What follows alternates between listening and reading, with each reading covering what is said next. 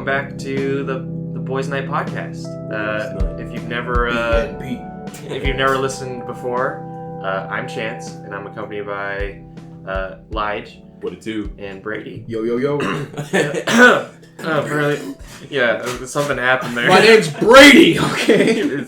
And Brady. This is a show where we talk about 3 movies every week.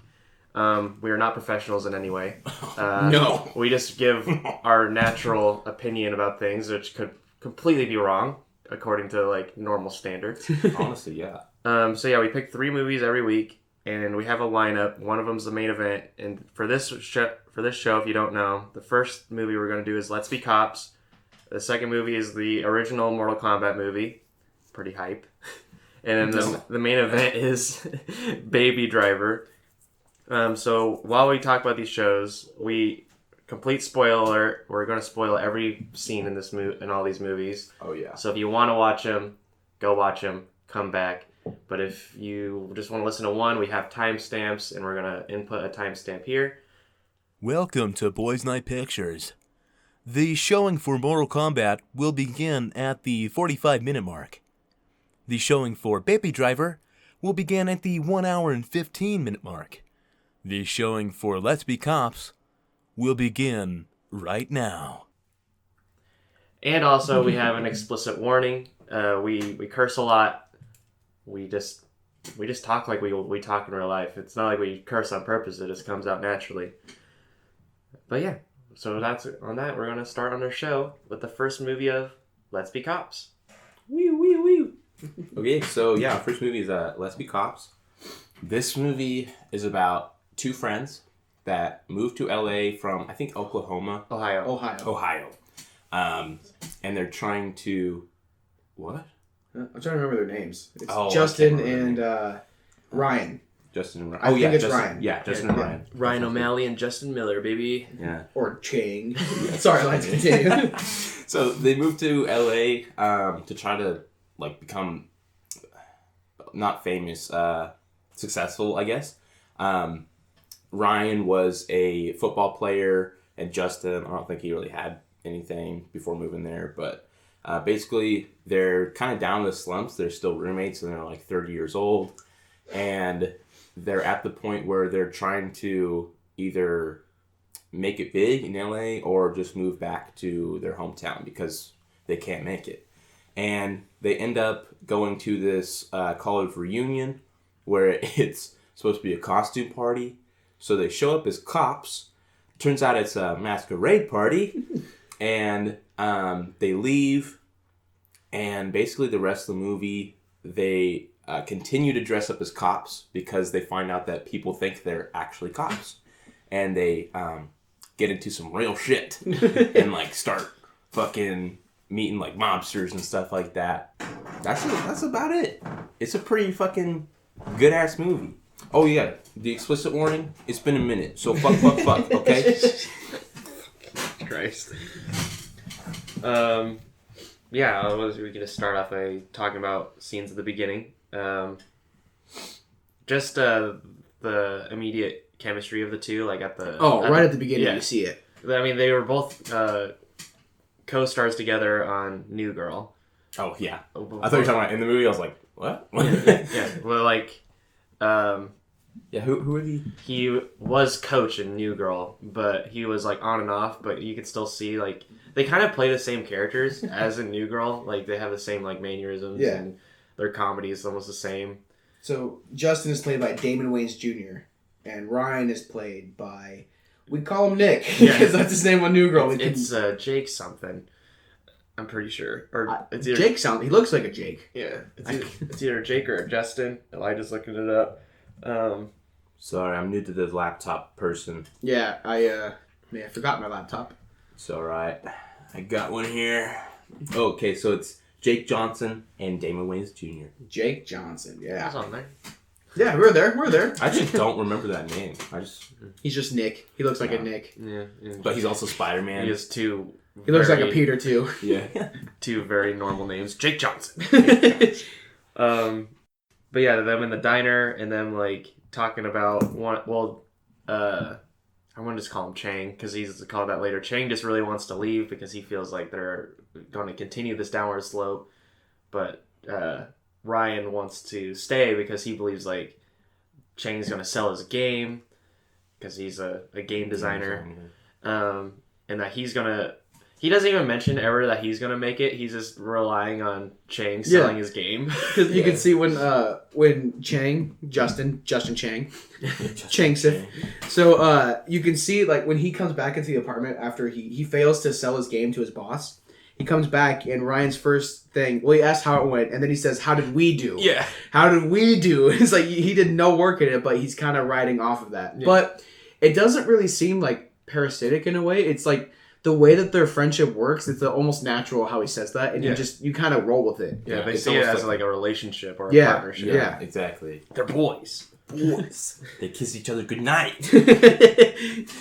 When they go to the masquerade as cops, the first thing that was like super fucking funny was Ryan was testing out all of the stuff on his suit, and then like he's like, "Are these guns real?" And he like points it towards like the valet and just clicks it. He's like, "Oh, apparently not." And they're all like, "What the fuck?" Because if it was real, he would have just murdered someone. But they do actually look like real cops. That's the funny thing. They're wearing legitimate gear. Because Chang, when he was he's making a game called Patrolman, which is all about cops in like real life. Mm-hmm. So for the presentation he got legitimate cop uniforms, and so it's pretty real. Yeah, they're not fake. They don't look Halloweenish. They look like they're actual boys in blue. Yeah, and to top it off, like the actual cops, they look exactly the same. Yeah, like the same exact uniform, not just a little different. It's like the same thing. Yeah, and they have the white undershirt under all of them too. Yeah, they look like legitimate cops. And then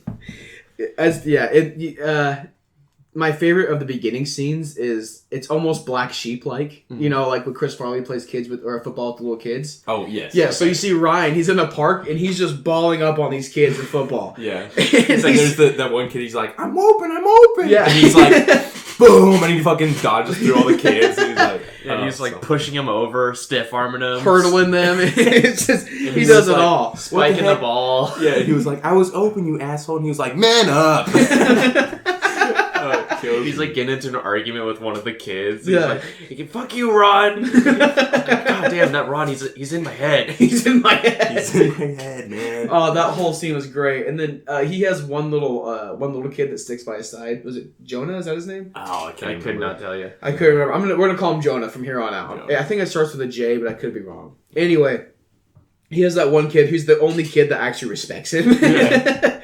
It's like his little sidekick. Yeah, so that's all he does all day. Because he had one job 2 years ago, and he's been living off that income. Yeah, genital herpes commercial. Genital herpes commercial. They found him in a mall, and he decided to do a commercial, and they paid him $11,000. And somehow, he's living in L.A. on $11,000 for 2 years. Well, almost impossible. Oh, it is impossible. If he's paying rent, there's no way. Well, the only reason I would say it could last 2 years is because he's roommating, so he's splitting like all the bills. Yeah, but even then, that they must be living not lavish. Yeah, at all. Like no food in your kitchen, no insurance. No, he drives a car though, so he has to have car insurance. Yeah, dude. He probably owns the car because it's a piece of shit old car. Yeah.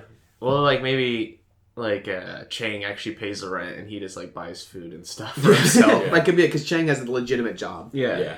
And then so one of the opening scenes that kind of sets the whole bad guys of the movie is they're leaving a bar after karaoke night, and Ryan gets sideswiped by a nice Mercedes Benz. Yeah, a huge Mercedes. All blacked out. And then there's no license plates on it, and when they get out, you can obviously tell they're mobsters. Yeah.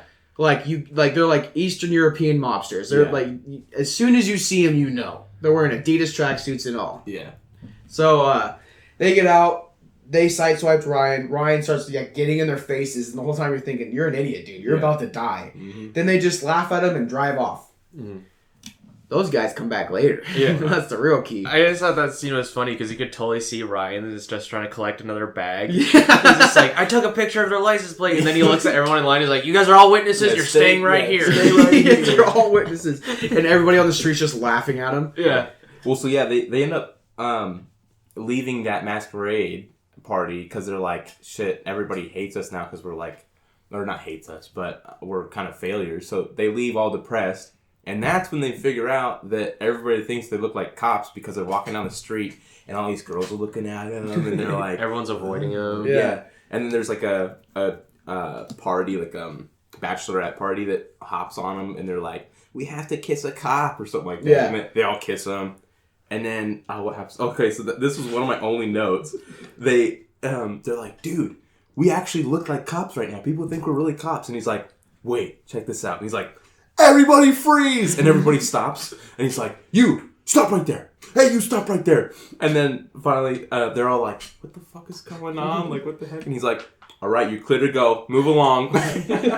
Oh, and then what he's, Damon Wayans Jr., he does that to a guy on a skateboard. Yeah, and he just falls off. He just falls off. My bad, dude. My bad, yeah. Oh, yeah, and then that brings up the... Then later that night, guys.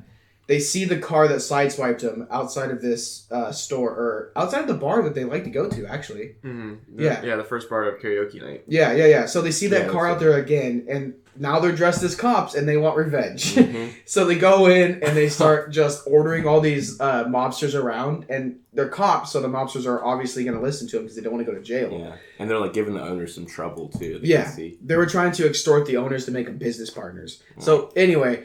Ryan and Chang come in there. We're calling him Chang, by the way, because the name tag on the police uniform reads Chang. So that's why we're calling him Chang. Yeah.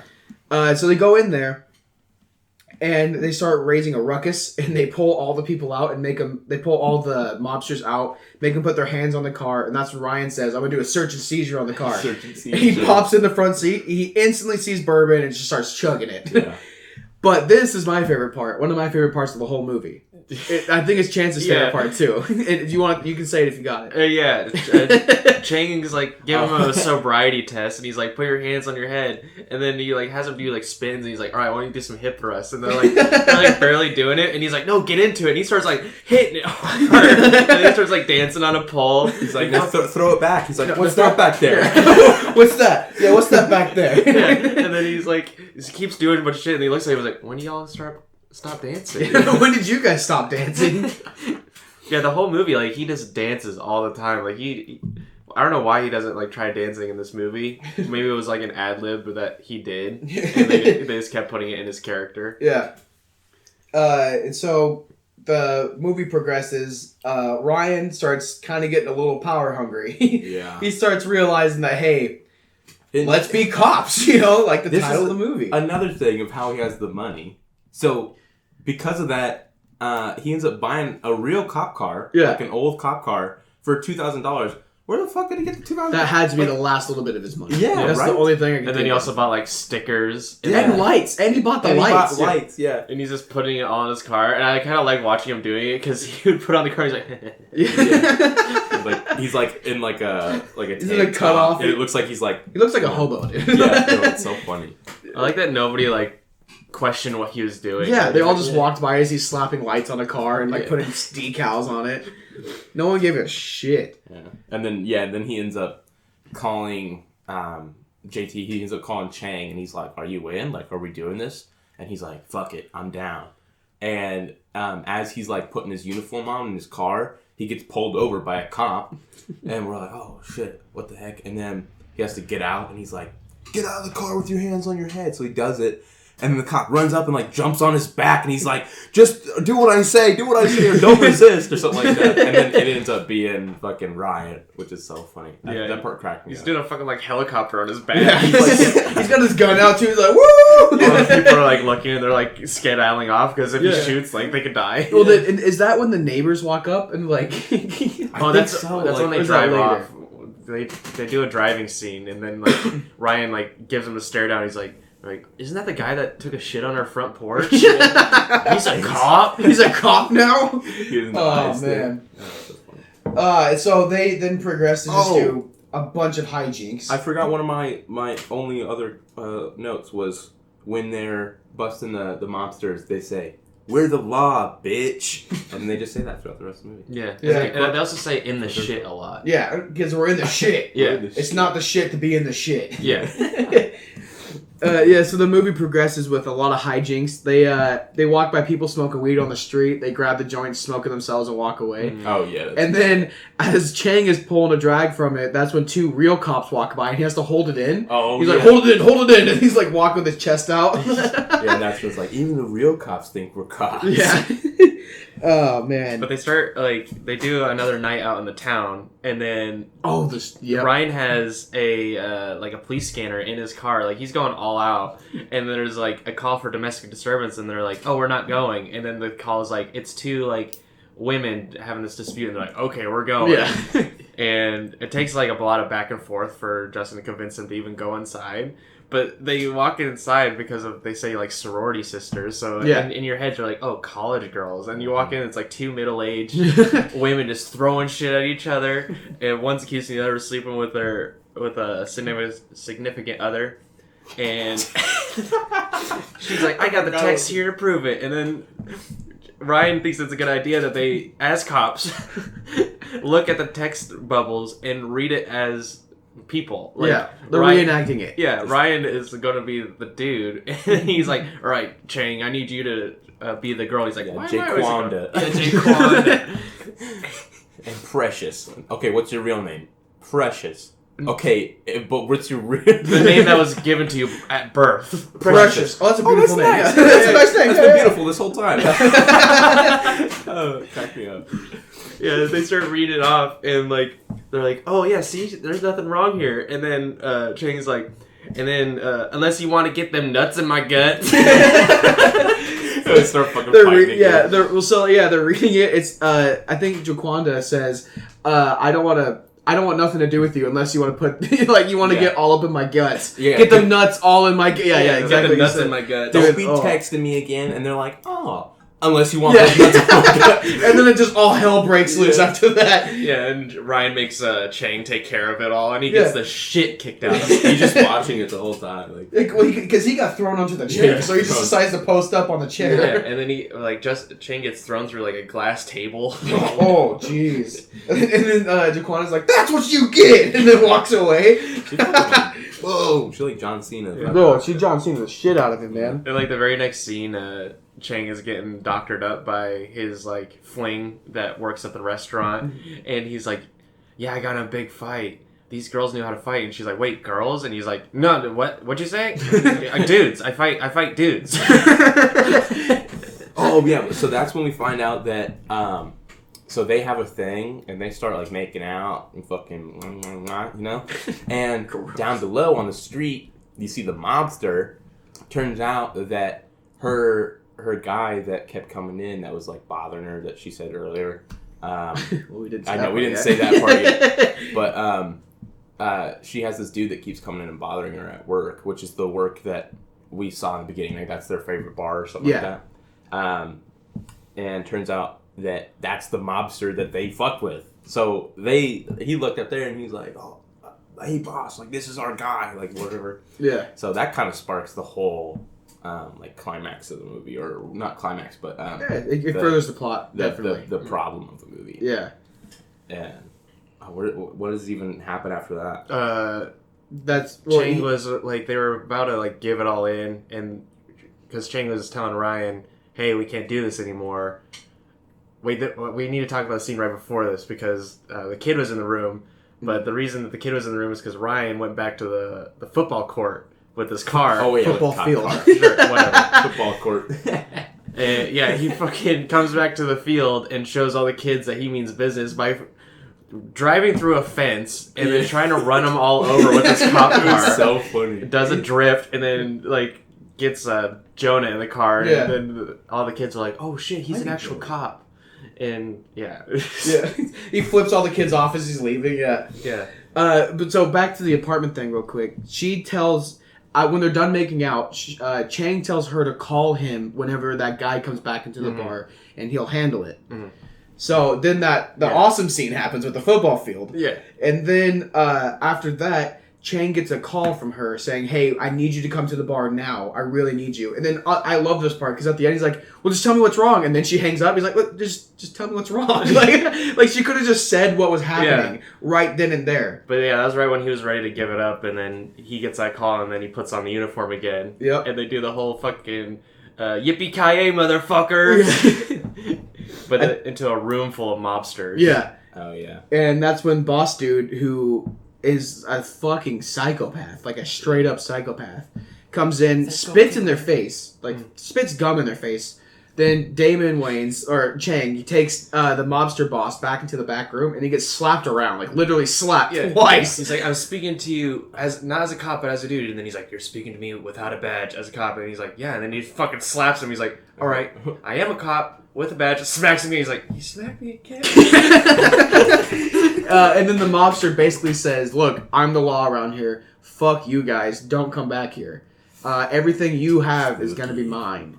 Yeah. So then that really scares the shit out of Chang. Chang's like, I don't really want to do this anymore. Yeah. Yeah, they try to turn their uniforms into They go to the actual LAPD. Yeah. They go to the police bureau. So we missed a part then. Oh, yeah, So we did. They end up like they're on another patrol just fucking around, and they get pulled over by actual cops. And then they come up and they're like, "Hey, we noticed you guys don't have any plates on your car. That's a little weird." And he's like, "Yeah, somebody stole it." Yeah. And then he looks down, and earlier that day he put new badges on his. Ryan did. Yeah, Ryan put new badges on his shirt. Yeah, and to he's show that he's a stripes. sergeant. Yeah, he's a sergeant. And he's like, "Oh, sorry, Sarge." And then they end up, he's like, "Yeah, rookie move, guys. Get the, like, whatever." Yeah. He's like, "Don't let this happen again." There ends up being a break-in in the store next to him. And they go in with the cops, and they're, like, freaking out. They're like, "Oh, shit." Yeah. And then as soon as they get, like, a free chance to run, they book it back to the car. And then the cop, like, he comes out. Oh, what's his name? Rob Riggle. Yeah, Rob Riggle is one of the cops. Riggle. He comes out, and what? What did I say? Riggle. You said Regal. Oh, it's Riggle? Yeah, Riggle. Oh. Riggle. Riggle. Oh, I didn't know that. I thought it was Regal. Riggle, sorry. So... I hope it's Riggle. I'm going to be an idiot now. It's all right. Rob. It's Mr. Rob. He looks out and he's like all suspicious looking. He's like, what the fuck is up with these guys? Well, these guys booking it on me. So yeah, then they end up at the police station, and then they start to confess. They're like, okay, so we're not real cops, like to this lady, like, but we need real cop help, blah, blah, blah. There's mobsters hurting this restaurant that we like to go to. We need help. And then Rob comes out and he's like, hey, don't listen to a thing these guys are saying. And he's like, these guys are a bunch of real pranksters. And then he still thinks they're actual cops. Because we're ditching out on paperwork. Yeah, he's like, you made me do all that paperwork last night. And he's like, oh, yeah, I got you. But then fucking Chang, he's still like, oh, yeah. Okay, we're not kidding. We're not actually cops. And she's like, that's not funny. Not funny. She reminded me of the lady in Monsters, Inc. Like, Oh, yeah. Mike Wazowski. Mike Wazowski. So they go back there. Then Officer Rob basically says, hey, we don't have the resources to take these guys out, but we'll give you whatever you want. Yeah. We have all sorts of equipment you guys can take. We just can't dedicate the man time to it because we know that they're mobsters, but every time we go to investigate their home or their hideout, it's always gone. There's never stuff there. Yeah. So Ryan's like, fuck yeah. Like, let's take all the stuff we want. And another really funny part is when Rob and Ryan lock hands, and then Rob's like, let's do the Boys in Blue song. And then Ryan's like, what? And then Rob's like, oh, the Academy song. Ryan then just goes, Boys in Blue. That's it. That's all he says. Like, this guy always joking around. Always joking. Don't forget when they were talking about getting the guy. They're like, oh, I just want to nail him. He's like, yeah, I want to nail him real hard. And he's like, I just want to push against the wall and fucking nail him. He's like, yeah, get it. And he's like, yeah, that. And then fucking Chang's in the back. He's like, what are we doing right now? What is happening? Oh, man. So then they're trying to search more about this guy's hideout, so they go undercover, and Ryan has promoted himself again to a detective. Yeah, so he's wearing like a nice suit. That looks pretty good. He's got where's he getting all these badges? I know. He has a whole new detective badge now. Instead of like the normal star badge, he's got like an actual one that you wear in a chain and put around your neck. Yeah. SVD style. Yeah, then they SVU style, not they decided to take over an apartment to spy on the hideout, and the apartment they choose is like this really. She's like high on some like ecstasy. She's a nympho. And yeah, she's like she just really wants to fuck. Played by Natasha Leggero, if you know who that is. She's like the Leggero. We fuck names up all the time. Yeah, it's probably Leggero. Not looking at it. Yeah. But she's like that comedian. She's being like really she's trying to be really provocative and like seductive with both of them. Ryan's really digging it. Ryan's eating it up, dude. He's like, he loves it. He's like, you're so hot. And she's like eating a sucker, and while he's talking, she like chokes on it. Oh, that part was so funny. Oh man. Then they find out that they're getting shipments, and what they do next is decide to kidnap the guy that brings the shipments.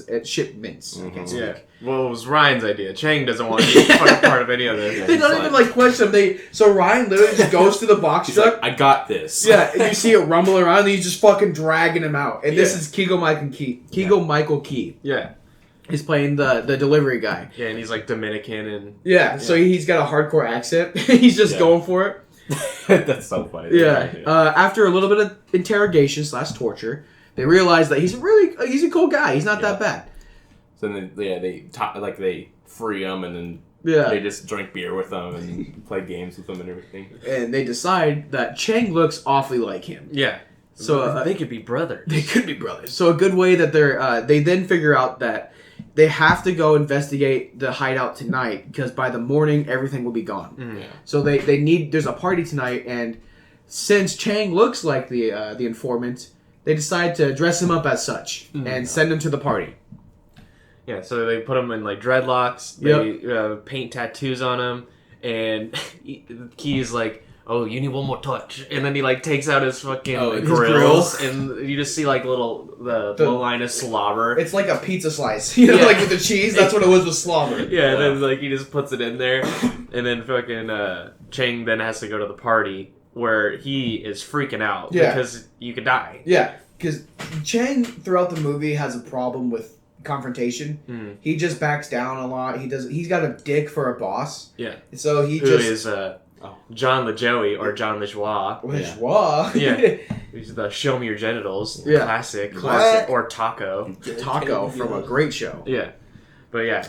Anyways, carry on. Yeah, so he he's just terrified because he doesn't do confrontation well. So as he's walking up, you just see all these gangbangers and thugs and just mean looking people.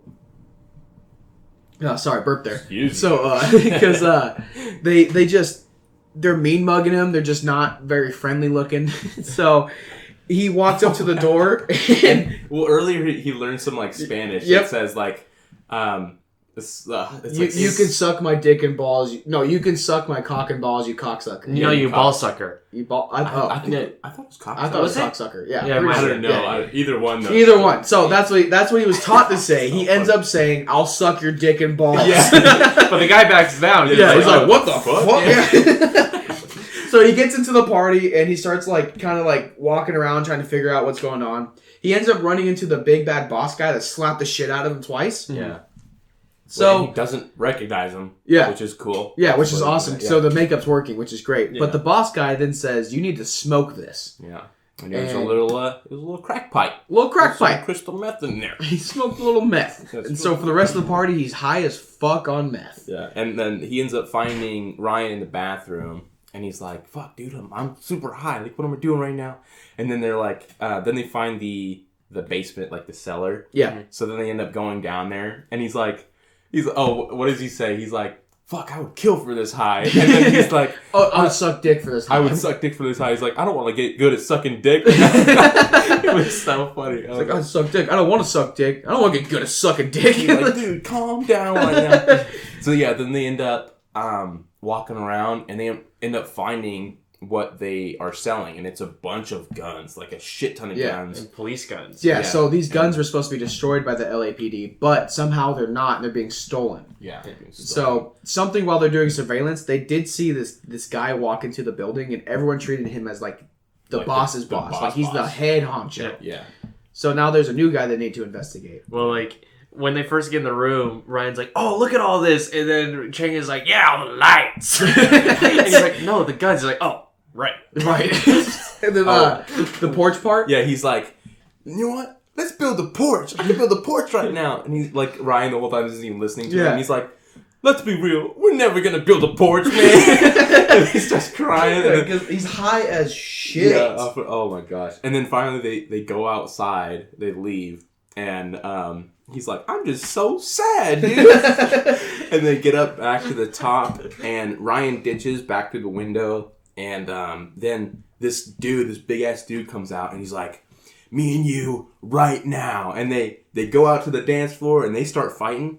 And this dude punches Chang in the face, and he's down on the ground, but he's still like fucking high on crystal meth. So he gets back up, knocks the fuck out of this guy. Yeah. And then the big boss guy, he comes up and he looks at him, he grabs him by the head, and he's like, "Yeah," and hugs him. Yeah. And then he's like cheering on everybody, and he's like, "Okay." And then that's when he dips. Yeah, he runs. fucking leaves. Yeah. And then after that is when you're gonna see kind of a big conflict happen.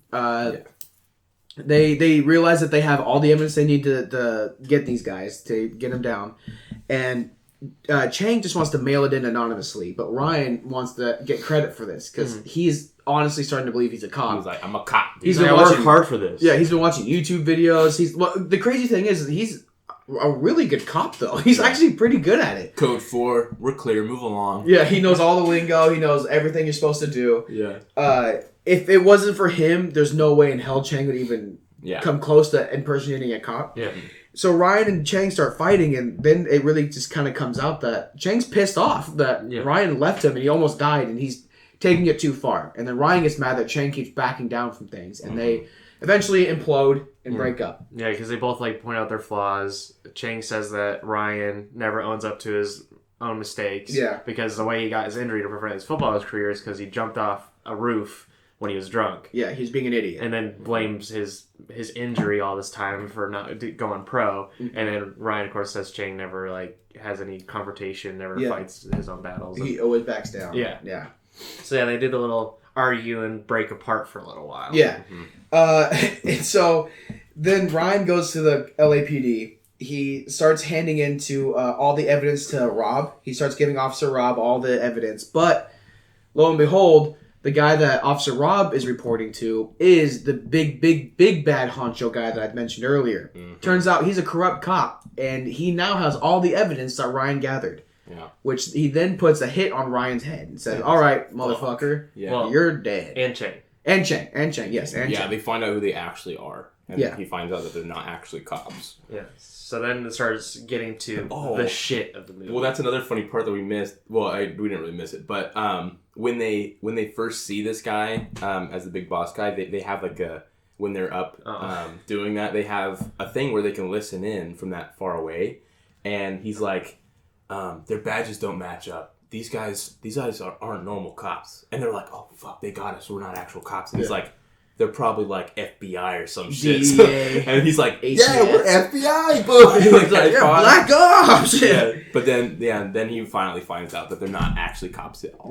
Yeah. So then the shit starts happening where you see Chang go back to his work because now he's got all that moxie to present his game. He's just like, "Listen to me, fuckers," and he starts like giving his game, and people are like kind of iffy about it. And then you see Ryan start going to his apartment. And almost tasing an old lady. because he's walking down his apartment in a hallway with a taser, and then fucking turns around and the laser is like pointing right at this old lady's head. Yeah. Because Ryan knows that he now has a hit on him. Yeah. Chang has no idea. Because he's not answering his phone. And then Ryan gets into his apartment, and like right when he thinks that it's clear, he like has like a breath of fresh air. And then he turns around to what I think is probably like one of the scariest shots in the whole movie. He turns around, there's a guy with like just like a ski mask. And then just shotguns him through the fucking window, and you see his point of view shot of it. And it's fucking terrifying. Yeah, he goes straight through the fucking window. He gets blasted. But thank God he's wearing bulletproof. Yeah, he has bulletproof vest. And from the beginning, he'd always had the real bulletproof vest. Yeah, he lands on a dumpster, and then the guy in the apartment starts taking shots at him on the dumpster. What Brady said they should have done in Halloween towards Michael Myers. I was so impressed that as soon as he shot him through the window, he was instantly at it taking shots. I was like, yes, finally. He wants to get that bag. Yeah. Oh, because there's a hit of $100,000 on it. Yeah. And then he starts running away, and then it cuts back to Chang and his thing, and the lady's like, "Oh, there's a cop here for you," and he's like, "Tell Ryan to wait." And then you see another cop walk through, and that's when Chang starts to realize like shit's going down. Yeah. And the cop starts taking shots at him, and Chang like jumps over the railing and lands on what was the gaming the game that took over his game. Yeah. He lands over that prop, and all the people are like, "Now that's how you present a game. We need to make this game," because they think it's you like guys been doing. They think it's all presentation. Yeah. and then it starts just doing the whole chase thing for between both of them, which is actually like pretty dope. Like, Yeah. this whole Sick scene is I like liked it. pretty sick. Yeah. Ryan gets captured. He gets fucked. That scene is scary. Yeah. When he's just in his cop car, like trying to call Chang. A white van rolls up, opens the door, and there's fucking Yeah. like 6 dudes run out. AK-47s in like, their face. My and heart shit. started beating when Yeah. that happened because it looked real, like especially his reaction. Like he's like Yeah, putting he's his like, feet no, up no, and no. like going on the other side. Because at that point, you can't really drive away because they have like 5 guns on you. Yeah. Oh yeah, no, that there's are no accurate as fuck that can shoot you like as soon as you Even try if to they're go not in. accurate, there's like 100 rounds coming at you. Exactly. Yeah. So There's that, one that's hitting you. So I was like, oh shit, it was really scary. I was like, damn. yeah, like I wrote down his note. I was like, that's actually scary. Yeah. So Ryan's gone. Then Chang realizes that he needs actual help here. Mm-hmm.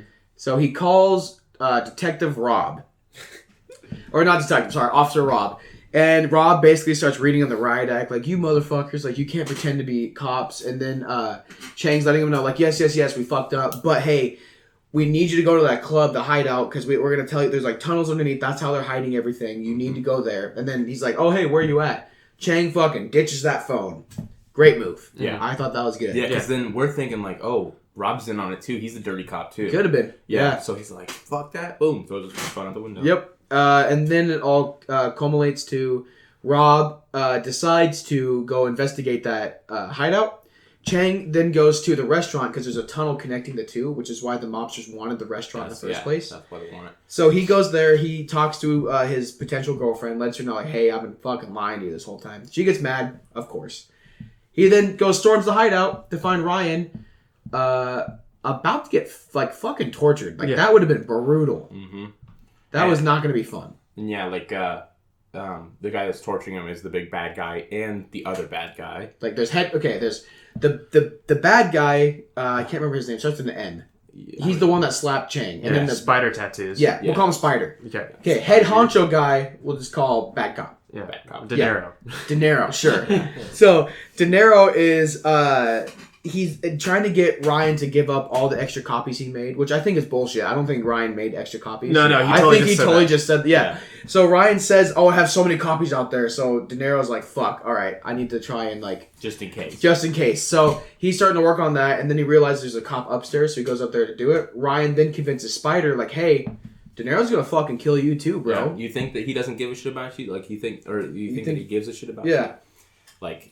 Like he's gonna use you to cover his tracks in case this goes shit. And De Niro, being a fucking psychopath, kind of listens to him. Mm-hmm. Oh no, not De Niro. Spider. Spider being a fucking psychopath listens to him. De Niro comes back down, is about to shoot Ryan. Spider fucking blasts him in the back. Yeah. Kills his ass. Big dead. And then it lands on Ryan, and then Ryan's like screaming. Then Chang shows up, and then Officer Rob shows up. Yeah. And then a big old fucking gunfight ensues. Yeah. But I love the part Chang. So Ryan's tied down to like this, like, it's almost like a, Like it's like a torture thing. Like yeah. I was gonna say it kind of reminds me of like a dentist chair, but Or like a tattooed chair. Yeah, but like like torturous. Like medieval almost. Yeah. Too. So he's laying on that, and then Chang jumps on top of him to shield him. I was Yeah, like, he's dude, That's nice. that's an ultimate bro moment. Yeah, I was like, oh, he's 'Cause like, I'm saving your life. Their fight was real. Like we kind of glossed over that a little bit, and in terms of like how emotional it got real. It's a Yeah, real 'cause, like, gunfight. If one of us had a fight like that, we wouldn't talk to each other for like a month until Yeah, like shit like you gotta settled let that over. cool down. But then I guess life and death really kicks you into I gear. thought you guys were talking about the gunfight. Yeah, I'm I sorry. was just gonna go over that. I was gonna roll right over that. I'm like, that's a real gunfight going on. But no, yeah, it was like a real friend argument. It was And Officer Rob's a fucking badass. Oh, yeah. He kills like maybe 12 people in that hideout. He took all of them out. Yeah, I mean, he does what you don't normally see in these kind of movies. He tells them like, no, you need to like go home. Yeah, he's like a legitimate cop in this moment because he gets them. He gets Ryan off that weird table, and then he says, "You guys are fucking disrespectful to boys in blue. You guys are like, he basically calls them the scummiest of scum people and tells them to get the fuck out. He's gonna handle it. Real cops are gonna handle this. I'm gonna eat your dick like Kimosabi. Yeah. So Ryan then, you know how Chang had his moment. Ryan, it's time for his moment. He says, "Fuck that. We fucked up. We're gonna own this. Yeah, we gotta save him. Go to that gun room, get bossed up. Yeah. Not decide to take the M4 because fuck that thing. But let's not use this one. Because he like shoots it all off. And he's like, "What the fuck, man?" It was so funny. Then they decide to go help out Rob, and they do a great job. They end up pulling all the bad guys off of Rob, let him do his thing, and then Spider chases after Chang and Ryan. Mm-hmm. Now Spider hates these two. Yeah. And in this room, he's fucking being a psychopath. Just like blasting shit where he thinks they're out. He doesn't even care if they're really there. He's just kind of shooting. Yeah, which is like all of his money. Yeah. It's like stacks of money that's all like saran wrapped and drugs and shit. Yeah, but they like make this character just be a psychopath. Like he just loves to fight and he loves just to be a fucking psycho. And honestly, the guy did a great job. Yeah. The actor did a great job. Yeah. Because it's not like he's like intimidating in size, but the way that he looks at the people, like he looks like right through them. Oh yeah. Definitely. Yeah. And because we already knew that he doesn't give a shit about himself. Like no, he not at all. headbutted a guy earlier in the movie. Yeah. Like fucking blood on his forehead. He doesn't give a fuck about what's happening. Yeah. And then, so they end up like apologizing to each other and everything. Yeah. They apologize as they're about to die. They're like, "Oh, I'm so sorry." Yeah, and Chang's just like, "Hey man, I just gotta say one thing," and then Ryan's like, "If you tell me you love you, you love me, I'm gonna kill you." And he's like, "But we're about to die." He's like, "Don't say it. Say something cooler." He's like, "Fuck you." He's like, "That was cooler." That works. Yeah. So the guy's about to round the corner. He runs out of shotgun shells. He pulls out 2 fucking giant ass pistols. Yeah. Starts blowing shit around. Another great part comes up when Ryan ends up tackling Spider. When Spider's about to round the corner and shoot Chang. Yeah. Ryan tackles him. One of the guns falls. The other gun goes flying. And Ryan and Spider start fighting. Ryan's getting good shots in. Yeah. He full on like throws some great Spider's like knees are on the ground and Ryan's like kicking him, punching him, getting good shots. But being a psychopath, he doesn't give a fuck. Yeah. Spider just kind of gets up. That's when Chang grabs the gun on the ground and he's doing the whole like. When do I shoot? When's a good time? Don't want to shoot my friend, but want to shoot the bad guy. Yeah, but what happens, Chance? He fucking nails Ryan right in the chest. He nails him, dude. It's like almost like it's almost like you got shot with a shotgun again. He just fucking flies backwards. Oh yeah, that's another thing. He's shooting these guns like there's no recoil on them. Yeah, he's like ding ding ding ding. Even though even though we saw what happens when you get hit by it. Yeah, exactly. So he fucking flies to the corner, and then that was his last shot in the mag. And that's when Officer Rob comes to the rescue and fucking blows Spider. Goosh! Got some good. Yeah. So then, I guess they end up being let go because Rob was like, "Yeah, these guys are with me." Yeah. And they're like, "Leave now." So they leave. They take off all the cop gear, and then the nice post-credit kind of thing happens. Mm-hmm. Though I like the wrap-up. I mean, you can kind of... I was able to call it in the beginning. You can kind of see where it's going. What's the song that it plays?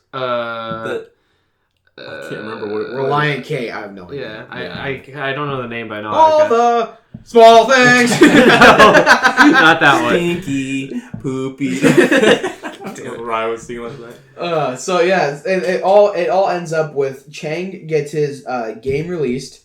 He's gonna become a millionaire because so many people like it. Yeah, they changed the name to Brothers in Blue. Brothers in Blue. Yeah, the last fight of the game is the fight that they did in the movie, which I thought was super cool. Yeah, they basically just based the game off them, but like not the part where they're pretending to be cops. Yeah, where they're actually cops all the time. And then Ryan becomes an actual cop, which was awesome. You can kind of see where that's coming because, like I'm telling you, he's really fucking good at it. Yeah, and except for the driving parts. Yeah, and Rob, he actually gets promoted to a sergeant. Like, he was talking up to Ryan the whole movie, calling him sergeant now because they can't get any credit for it because, that would throw away the whole investigation. Yeah, it would all be illegal. So now Rob gets promoted to sergeant, which is a pretty cool part of the movie. Yeah, and then it kind of ends, and it was great. I really enjoyed it. Yeah. I have not seen this movie before. This was my first time watching it, and I really liked it. I love it. And it had a budget of $17 million. And made $138 million back. Fuck yeah, dude! Didn't have good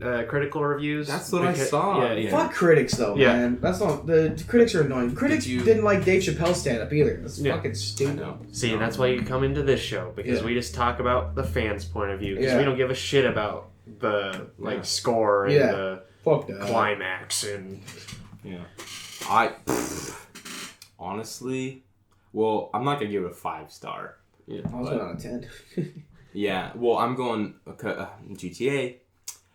5 stars. I would give this like a 4.5 stars. Like I love this. Yeah, it's same. so funny. I'll give it a 4.5 star wanted level. I'm right with wanted you. level. Yeah. It was good. Yeah. It was a really good movie. I think they could have been a little more crisp on some parts, but for a funny movie. Yeah, that's the thing. I would watch. Yeah, it's a comedy. I would watch that all the time. I'm good with that. Yeah, I gave it also a 4 out of 5 again because it's just like the perfect fun movie. Like if you want to show. Like, again, with Brady, he'd never seen the movie.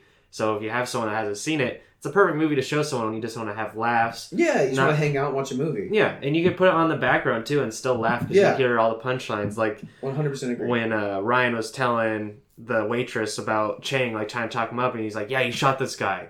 2 times the balls, 1 in each ball. Each ball. 1 to the head, 2 to the balls, 1 in each ball. Don't let that humble face fool you. It's a great movie. It the only thing I think it could really use is maybe some more emotional, like draw me in more. But that's not the point of it though. That's why I like it. Yeah, because it has. I feel like it just has enough of everything. It's great. Good fucking movie. And I like how they showed like. I mean, he had his funny moments, but Rob Riggle, he got to show more of his like serious chops. He got serious. Yeah. There was like some points where he did like his normal stuff, but then some points where he was just like on point. Mm-hmm. Good job. Yeah. Good job. Great job. All right, now we hop into the second movie of Mortal Kombat. It's based off the first video game and has some elements of the second video game in it. You know, the weird lore behind those games. You mean the awesome lore behind those games? Sorry, the awesome lore. It's pretty much about, going to a tournament. It's the fight between the Earth realm and like the Outworld realm. And the winner, if the Outworld wins 10 Mortal Kombats in a row, then they can pretty much invade Earth realm. Mm-hmm. So they've already won 9 out of the 10. So this is like the most crucial one. There's been more than 10. It's just they need 10 in a row. Yeah, the 9th out of the 10. Oh, sorry. I thought he's like in general. No, shut up. Hey, man. Yeah. So the very beginning, it's pretty much like the recruitment of bringing the Earth realm into the movie. We see the villain Shang Tsung trying to recruit like Kano and Sonya Blade, and we see like Johnny Cage, and then we eventually see the Raiden, who is the god. He's an elder god of Earth realm, or just lightning and thunder. Yeah, and he's bringing Liu Kang, who's supposed to be like the chosen one because he's seeing like visions of Shang Tsung killing his younger brother, and that's like his motivation to go all together because he wants revenge. Like he even goes without the permission of his temple, and like all these people go into it not knowing what it's all about until they're on the boat, and they go. It's pretty much like, I don't want to spoil it in the summary, but like if they lose, they're fucked, and you see like outworld things. Yeah, people that split powers. It's Mortal Kombat. It's Mortal Kombat. Yeah, there's only so much that you could say without like spoiling the movie. So yeah, the whole movie is pretty much about the tournament that is riding on the whole world. So, yeah. Mortal Kombat. My first note is the soundtrack is dope. Oh yeah, yeah. You'll always know the soundtrack. Yeah. Like even if you don't know what Mortal Kombat is, you'll know the song. The ding ding ding ding ding ding. Yeah. I feel like it's in so many different things, like, for some reason. My first note is great game, shit movie.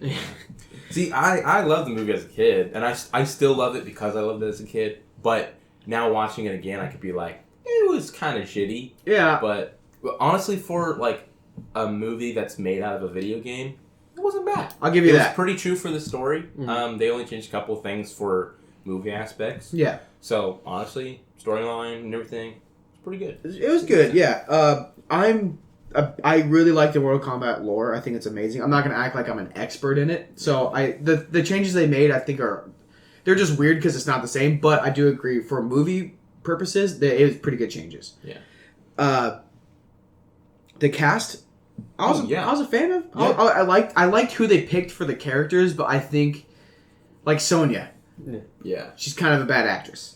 Yeah, not the best. Not the none best. None of them are really the best actors or actresses. But like who they're portraying, I could see them as that person. So I was cool with that. And we have Sheriff Stalinsky as Johnny Cage. Papa Stills. Papa Stills.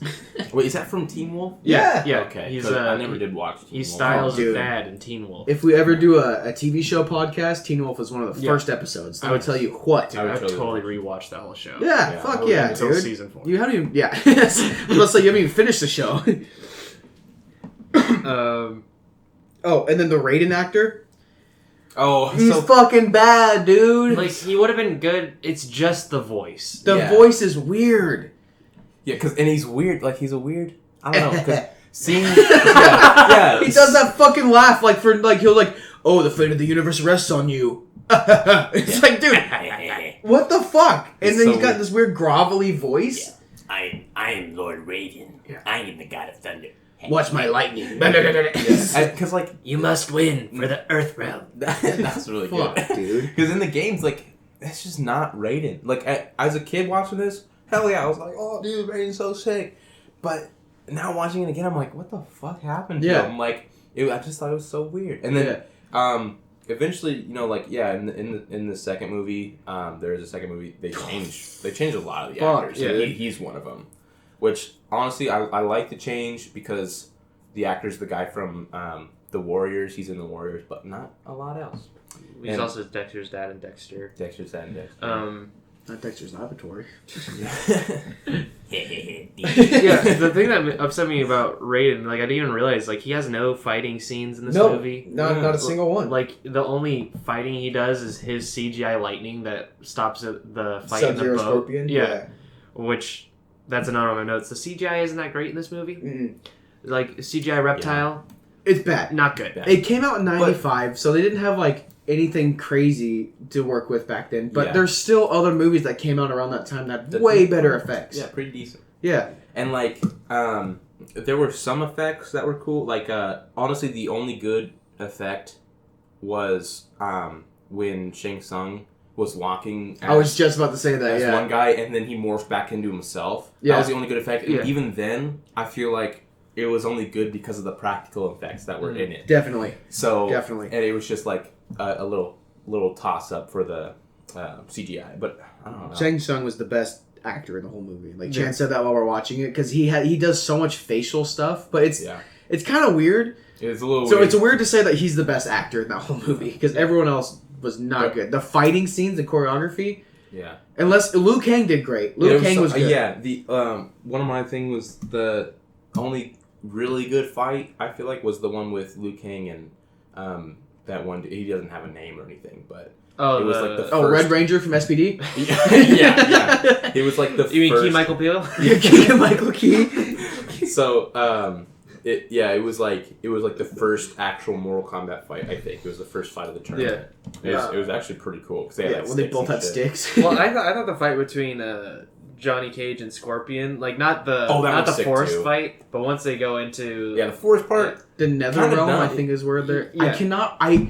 As much as I say that I like Mortal Kombat lore, I can never remember that realm. Yeah, me neither. Quan Chi comes from it. It's like hell, essentially. I think it's called the Nether Realm, but I could be wrong. See, I want to say that too. I know that's from Minecraft. I don't know if that's the only reason I'm thinking that. Nether Realm Studios did something. So that's why I'm thinking that, like, and Scorpion's their logo. Yeah. So that's why I'm thinking that it's called... We got a laptop. What are we doing? Let's look this shit up. But again, their fight once they go into that realm is pretty dope because it shows a lot of, like, far shots. That's what I like about like fighting movies when there's not a lot of cuts in between hits, when it actually shows like fighting and they really getting into it. Even the parts that they were cutting, like Scorpion, it shows like a point of view of Johnny where Scorpion's like kicking his fucking head in, which as a kid like freaked me out. And that whole fight once they leave the forest is pretty cool. The stunt actor for that fight did a great job because it's not Sheriff Styles doing that shit. Yeah, and the stunt actor for...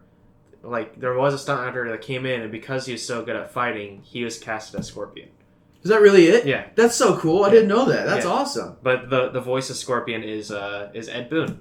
Yeah. So the legit Mortal Kombat creator. Cool. Yeah. That's sweet. I knew they were doing that. Like when you hear him say "get over here" and you hear all that stuff, it sounds like they're cutting it right from the game. Yeah, it is. It is weird though. The NetherRealm, it was okay. Yeah. Sweet. It is weird sometimes in this movie when Scorpion talks because there's like a long pause every time he talks, and then he's like, "Get over here." Yeah. And then Johnny's like up on a platform, and he's like, "Get down here." Yeah. Come here. Oh, Go over there. It was kind of all over the fucking place. Honestly, so yeah, that and back to the fucking effects thing. One of my favorite effects was actually Scorpion like being killed, I guess. Oh yeah. Yeah, Which is weird that he died already. Does he come back in the second one? I can't remember. I don't think so. I don't think so. I know Sub-Zero comes back, but Yeah. it's spoiler: Somebody Sub-Zero dies else. later. Yeah, But it's spoiler alert: it's his little brother. Yeah, Who's his the little best brother. Sub-Zero in my opinion. Yeah. So yeah, when Scorpion died in this movie, he has like pink ooze that flies out of him and shit, and it's all practical effects, and which I think is super cool because it looks. I actually really like the looks of it because it's like it almost like I don't know. It just kind of pulls you out of the real world a little bit. It's like, wow, that's so cool. It's like fatality or whatever. Yeah, like a lot of the other shit in this movie as a kid like was so dope, but watching it now, like one of the very first presentations of fighting in this movie is Sub-Zero versus some lackey, and this guy does like a dragon kick towards him, and Sub-Zero freezes him, and then he just lightnings towards a staircase and blows up. As a kid, that looks so cool. Yeah. But now it was so goofy. Like all the chunks of him were very bad CGI. Yeah. And his like angle weirdly went upwards into the staircase. Yeah, a lot of the like angles and You shit. can see the wire in work this on movie. it. Yeah. Yeah. Oh, what about when Johnny Cage is so he's filming a movie and he's acting like he's fighting these guys? Oh yeah. When he does like he's on the ground, he tries to do a leg sweep. It's fucking bad. Yeah. I'm not a martial artist at all. That's At like- all. Like there's no way I could even attempt it. But I know when it looks nice, it looked bad. Yeah. A lot of the actors do their own stunts in this movie. There are some like stunt doubles, but there are some scenes where it's like you definitely should have got a stunt double. Yep. Like in the fight between Liu Kang and Sub-Zero, they're fighting on this ramp, and like Liu Kang kicks or something. Oh, and Sub-Zero does like this twirl down there. It's super cool. And I guess like during production they wanted Liu Kang to do the same thing, but he couldn't. The actor couldn't do it. But it's like that's when you get a stunt double. Yep. But instead of doing that, they're like. He like does this jump off of it, does a punch, and then he's like, ah! And they kept it. Yeah. It's like if I was them, I would not. I was wondering No. why they did that. It was That's so weird. Yeah. Well, and so one thing I forgot was Raiden reminds me of fucking what the guy from I can't even remember the movie or his name, but he goes the one who says, "You're tearing me apart, Lisa." Oh, it's the That's room. him. It's the room. Yeah, the room. Like Tommy Wiseau from the room. Yeah. If you think Which we need to watch. Oh, We we will should. eventually when I buy it. Ugh. I've never seen it. We need to do. I got halfway through it, and my college roommates were like, "No, we can't watch it," and I was so upset. What? They were so. It's such an awkward movie to watch. Yeah. They couldn't handle it. That's why you have to watch it. That's why it's good. Yeah. That's the whole point. Oh, so funny. Okay, so yeah, sorry, back to that. Yeah, like another thing that looked cool as a kid. Goro usually like intimidated me as a kid, but seeing him now, he's like really lengthy. He's got the long arms. He's super skinny. And then during the movie, I was like, dude, he looks like the cockroaches from Men in Black. Yeah, Like, ever since he said that, that's all I see when I look at Goro. Yeah. Because in the game, if you fight him in the game, I was scared fucking shitless every time I fought him in the game. because he fucking roars and Yeah. pounds your head into And your he's ass. huge. He grabs you with his bottom arms and fucking slams you with his top arms. And in this, he kind of does Yeah, it. now he just looks like But- party time. Yeah, he looks like a Ninja Turtle mixed with the fucking Cockroaches, dude. It's What the crazy. heck? Yeah. And throughout a lot of the movie, like through Goro's fight, and at the very end, they say flawless victory, Oh, yeah. which is wrong because like Goro takes hits during his fight with the other American fighter, Yeah. and then kills him. And they're like, "Oh, flawless victory!" Like maybe he just didn't take damage or whatever. But even at the end fight, like Liu Kang in his fight with Shang Tsung, Liu Kang says flawless victory. Yeah, he gets fucked up, too, Yeah. in that fight. Yeah, which is wrong. And the only fight where, like, it should be said was Johnny versus Goro, because Johnny, like, hits him in the balls, Yeah. runs away, hits him some more, never takes a hit, and then pushes him off a cliff. Yeah. Never say flawless victory. Yeah. And even in that fight too, when Goro falls, he falls into this I guess these clouds of like thunder and shit. Yeah, because they're so high up in the air. Yeah, and instead of falling like realistically, he just falls into the background. Like he fucking flies like 100 yards away. And so, I don't know. That's also really weird. Maybe. Well, you ever seen that experiment? I think that might be like if you take a basketball and you're like super high in the air and you spin it. And you do that, and then it'll actually do that. Yeah, it's really crazy. But he wasn't spinning. He wasn't spinning. But maybe there's high winds, guys. Yeah, who knows? Who knows? Maybe Goro can actually fly. You just want to fuck with him. Yeah. He's still alive. He just flew away. Yeah. Fuck, dude. Yeah. And then eventually, we get Reptile. He ends up coming in. And our thing was he looks like Randall from fucking Monsters Inc. Yeah. Because he's up on the ceiling and shit, and he's all invisible, and he's like, jumps off. I got a note here called Cartwheel of Death, but I don't remember where that came from. Oh, it was from the scorpion fight because. Oh yeah, that's right. Because he comes out behind the tree. Yeah. Johnny runs from the snake thing, and then he's like looking for Scorpion, nowhere to be seen, and then randomly from a very thin ass tree, you just see a cartwheel, and he's like, yeah. And the fucking soundtrack too, because it's all like all silent, and then it goes when it comes out. Oh, it's so funny. Fuck, man. It's so yeah. The movie it just starts progressing. At one point, Shang Tsung, I can't even say his name right now because I just don't know. Anyway, so he kidnaps Sonya. Well, because Johnny ruins everything. Johnny's a fucking idiot. Because he makes this dumbass deal. He saw his friend die by Goro, and he's like, oh. He says to Sonya, he's like, well, I need to fight him now because he's going to pick us off one by one. Bro, eventually you're going to have to fight him anyways, and if you think you can beat him, just beat him when it's your turn. Yeah, well, he didn't want Sonya to die. I guess, but he makes a deal with Shang Tsung, saying, oh, if I can challenge the champion now, then if I win, you can still challenge one of us of your choice to be like the winning contender for the win of Mortal Kombat, which is a dumb deal. Yeah. Bad deal. Because Sonya sucks. Well, he didn't know that he was going to challenge her, but he should have figured. So yeah, he beats Goro, and then the very next scene, you see Shang Tsung stealing Sonya, saying, oh, I'm challenging her, and takes her to the out realm.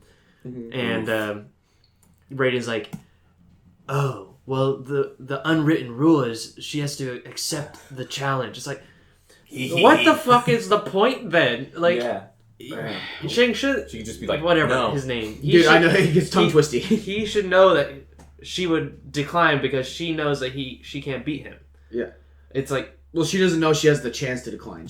So her, like, attempting to fight him might be like her agreeing to it. Oh, yeah. Yeah, but why didn't Raiden fucking say that? Like, after... He knew that Johnny Cage made that deal. Yeah. So why would Raiden not tell them, oh, hey, if Shang Tsung comes and, like, challenges you, just say no. Yeah, because we want Liu Kang to beat us. Exactly. We can all just say no until he challenges Liu Kang, and Liu Kang says yes. Yeah. So yeah, then they all have to go to that realm to follow her, to save her. Raiden can't go. Was it Outworld or Outworld, I think. Yeah, that was Outworld. Yeah. But yeah, Raiden can't go. Because he's not allowed to step foot there. Yeah. Yeah. He's not allowed. Yeah, because Earthrealm hasn't won 10... The way the tournament works is you cannot invade another realm until you have 10 straight victories in Mortal Kombat. Yeah.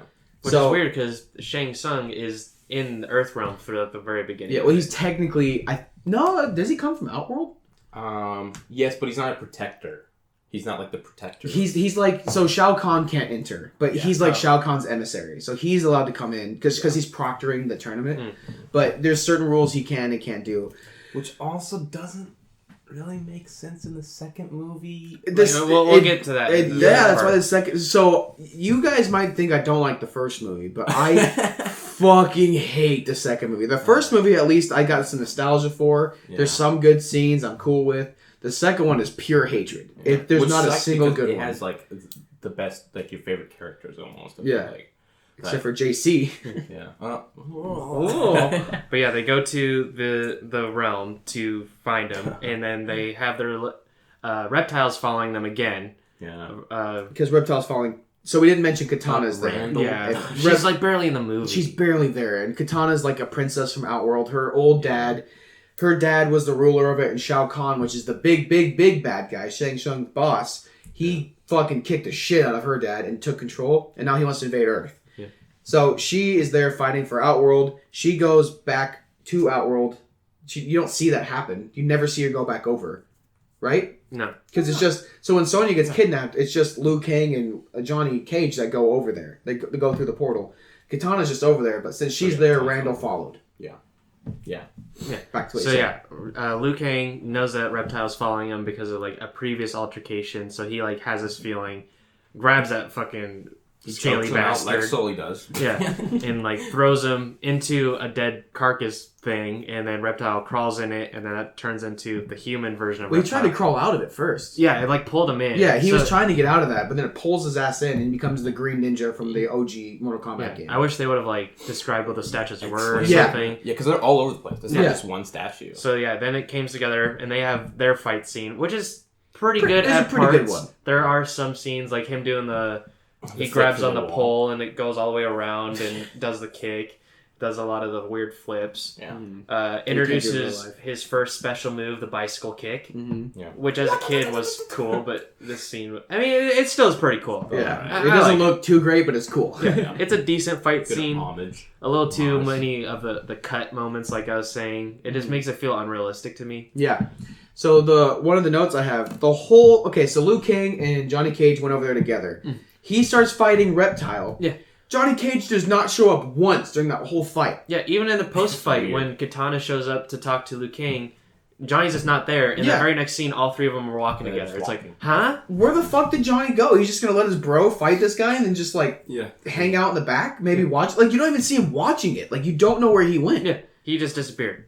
That's a weird part of the movie. Like, they do a lot of one-on-ones, which I guess makes sense to the game, but there was also a 9v3 earlier in the movie where all the henchmen show up. It just doesn't make sense. It doesn't make sense. They get to the tower where somehow they're undercover monks now. Well, because Katana's there, and Katana lives in the Outworld, so she probably got them. She knows that she can get... She knows that they can't really beat Shang Tsung when he has all of his followers, so they're trying to undermine him. Yeah, and so like Shang Tsung is talking to Sonya Blade, and she's like, "I'm not going to accept my challenge," and then he says something about their friends. So how did she know that you couldn't? You know what I mean? Yeah. How did she know she could refuse? Yeah, again, doesn't make sense. And then that's when Liu Kang puts off his robe. It's like, they're already here. And and then it starts the whole end fighting scene. Yeah. Which, that fight scene I don't really hate. There's two parts I fuck... Okay, I said I don't really hate him, but I guess there's two parts that really get me riled up. Yeah. The first one is... So, Shang Tsung is he's a sorcerer, essentially. He's like a warlock. He absorbs souls from people, and he has all these mystical powers. And like what Lige was saying earlier, he can shapeshift. Liu Kang is fucking fighting this dude. And Shang Tsung runs up the staircase. And then you see a weird shot of Liu Kang running up the staircase behind him. Yeah, no cut. It just shows him running up the whole time, kind of at a nice pace. Yeah. And then just up there, and he's almost like... jogging at the end. He's he runs up there, and then so you're seeing the back of Shang Tsung, I can't fucking say that right now. Anyway, you're seeing the back of Dickhead, and you know that it's him. But and then he shapeshifts, he shrinks like 5 fucking inches, and then he gets a whole new hairstyle, turns around, and he's acting like Liu Kang's brother, and Liu Kang is surprised by this. Yeah. He's like, Chen, you're alive? Yeah, it's like, brother, you fucking idiot, dude. You know he can do that. And you've been told about his powers. Yeah, you know what he can do. You've even, maybe you haven't seen him shapeshift, but you know it's a thing he can do. And he can suck out souls. You've seen that. Yeah. So then Liu Kang gets all confronted by it. He's confronting his inner demon and all this other bullshit. And Katana's like, fight the enemy, fight yourself. Face your fears. Yeah, she's saying all this shit down there that he's going through. Eventually, Liu Kang's like, no, my brother made his own choice. And then he decides that I'm going to fuck this guy up. Yeah, and when he turns back into Shang Tsung, he's like, huh? He's like all surprised. Yeah, Shang Tsung's back? Yeah, it's like, that was you? You fucking idiot. And then they start fighting again, and they're over... So there's a bunch of spikes underneath this ledge that they're fighting on. And never once do they try and throw each other off the ledge. Yeah. Not once. They're always dancing around it. No one ever has their back to the ledge until the very end. Yeah. But there's a part where Shang Tsung has the upper ground, hits Johnny to the edge of a different part of the ramp, and then he grabs his head and then throws him on the ground by the edge. It's like, dude, you could have literally just tossed him off and you win. Yeah. Yeah. It's like, why? Yeah. And then Liu Kang gets up and he fucking finds his inner chi or some bullshit. And then he shoots fire out of his fucking hands. Yeah. That part pissed me off. It's a thing in the game. Yeah, it's a thing in the game, but they never alluded to it at all ever in the movie. No. Yeah, and I think that's the biggest thing in this movie is that they like throw things in there from the game, but they don't explain it at all like they should. Yeah. Like, you should do that in a movie. Yeah. Like, at least a little bit or something. And they also say the part where Liu Kang is like, I'm a descendant of Kung Lao, which is one of the first participants of the fucking tournaments way back in the day. I think the first tournament. I think it was too, yes. Yeah. And I think he won, right? Yeah. Yeah, so he's the descendant of Kung Lao, but they never tell you who Kung Lao is. We only know that because of the video games. They never once bring up who that guy is. Yeah. It's weird. So Liu Kang's the only one with fucking magical abilities as a human. He's the only human you see do that. Yeah. And apparently he's fucking got God mode. So yeah, then he beats Shang Tsung, and then that's the end of the tournament. Or is it? Yeah, because they all celebrate, which they even point out in the movie that Raiden knew that they were going to win because he had all this celebration ready for them. Yeah. And, like, you see, like, dark clouds, and then they look back up at the tower, and you see Shao Kahn, like, a giant Shao Kahn, like, just looking over them, and then they just all get in, like, fighting pose. Yeah. Like, they're going to beat this giant fucker. Yeah. That scene takes place on Earth, too. Yeah, so it's like, how is Shao Kahn Yeah. on Earth? Yeah, that's the thing. It's like, it just doesn't really... And I'm pretty sure that's kind of the thing in the game, too. Well, I think in the second movie, they talk about Shao Kahn breaking. I think he's breaking the rules. Yeah, he is breaking the rules. And then... and it's like, it's weird. Mm-hmm. I don't know if we're ever going to watch the second one. We will eventually. Well, if anything, we're going to watch the three of us, and then we'll record ourselves watching it, just so you can hear me yelling about all the, like, they get a fucking, in the second movie, how they move around so fast is there's, like, underground tunnels, and there's a giant ball that connects it all, and you just stand in it, and, like, it's like the north winds or some bullshit that, like, pushes the ball along. Oh, it's so stupid. Yeah, this movie was successful. Had 18 mil budget, 1 million above Let's Be Cops. That's wild. But back then, I mean, yeah, An $18 million budget. Yeah, yeah, that's they made 122 million back. Damn. It's the sixth highest grossing video game movie ever. What's the first one? The new Lara Croft movie. Oh, gotcha. Yeah. I never see that. Like we were saying, there were some stunt double things, but Sonya Blade did all of her own stunts, which you can tell. Yeah. You can absolutely tell. Speaking of Sonya Blade, the original person cast for Sonya Blade was Cameron Diaz. What? Yeah, That's but wild. She broke her wrist before any of the filming or anything. Good for her. Yeah. Dude, she's probably pissed though. She could have gotten a bag. I saw like different things for this, but Brandon Lee, who is in The Crow, he was the first choice. Like some sites said this person, some sites said this person, so I just wrote them both. Wow. The more consistent one was Johnny Cage. One mentioned Liu Kang. Wow. But I think I feel like he'd be better at Liu Kang.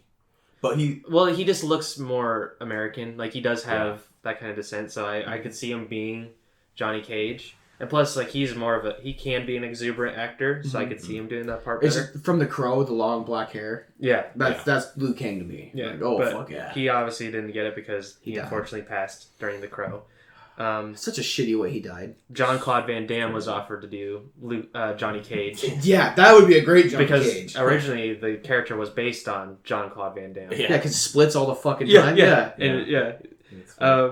Sean Connery was offered to do Raiden.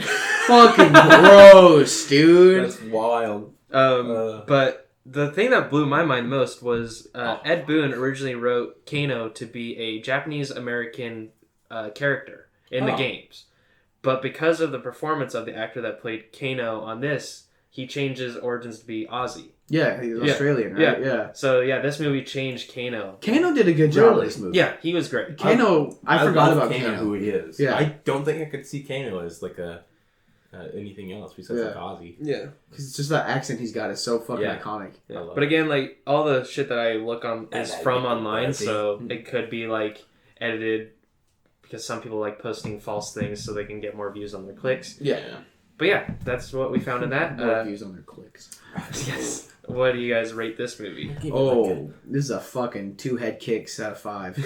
I'll give it like a 2.5, maybe a 3. I give it 2 reptiles out of 5. Yeah, it's fucking hell. I mainly only give it a 2 because of the value it had as me as a kid, and I can rewatch it again. It's one of those bad movies that you could always rewatch. Oh yeah, you really could. It's like I said, it's the first one is hands down fucking better than the second one. Yeah, hands down. But it's not too bad, nostalgia purposes. Yes, and they've tried doing a show way back like on Machinima. But they're doing a remake currently, and I'm excited for that. Oh yeah, mainly because I'm looking forward to fight scenes, kind of like in the show Daredevil, yeah. where they just actually go at it. Mm-hmm. Yeah. I hope they do that. I hope they don't do this jump cut bullshit. I hope they do a mix between Daredevil fighting and actual power fighting. Because that long ass scene in the hallway, oh my god. Yeah, I'm excited. I hope it does it a better justice. Yeah. Yeah, that concludes Mortal Kombat. And very nice. On to our second water break. On to the third and final movie, Baby Driver.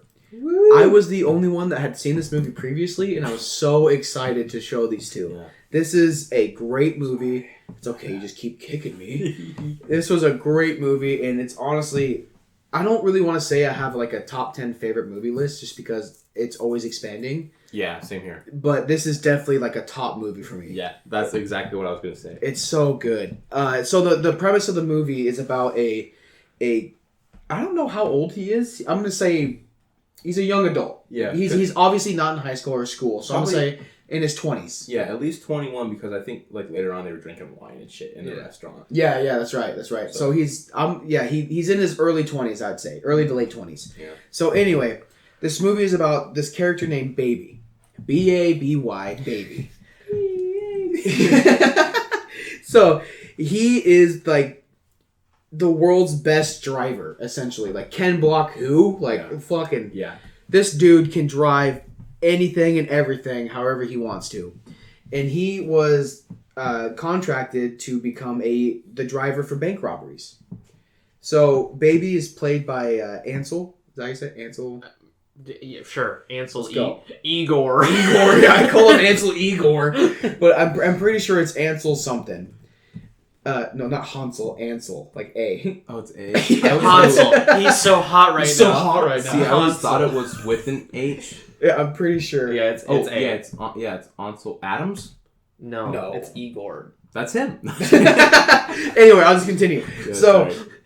Ansel plays he plays Baby. Elgort. And he was Elgort, is that it? Yeah. Okay, so he was recruited by Kevin Spacey. Kevin Spacey is this mastermind bank robber guy.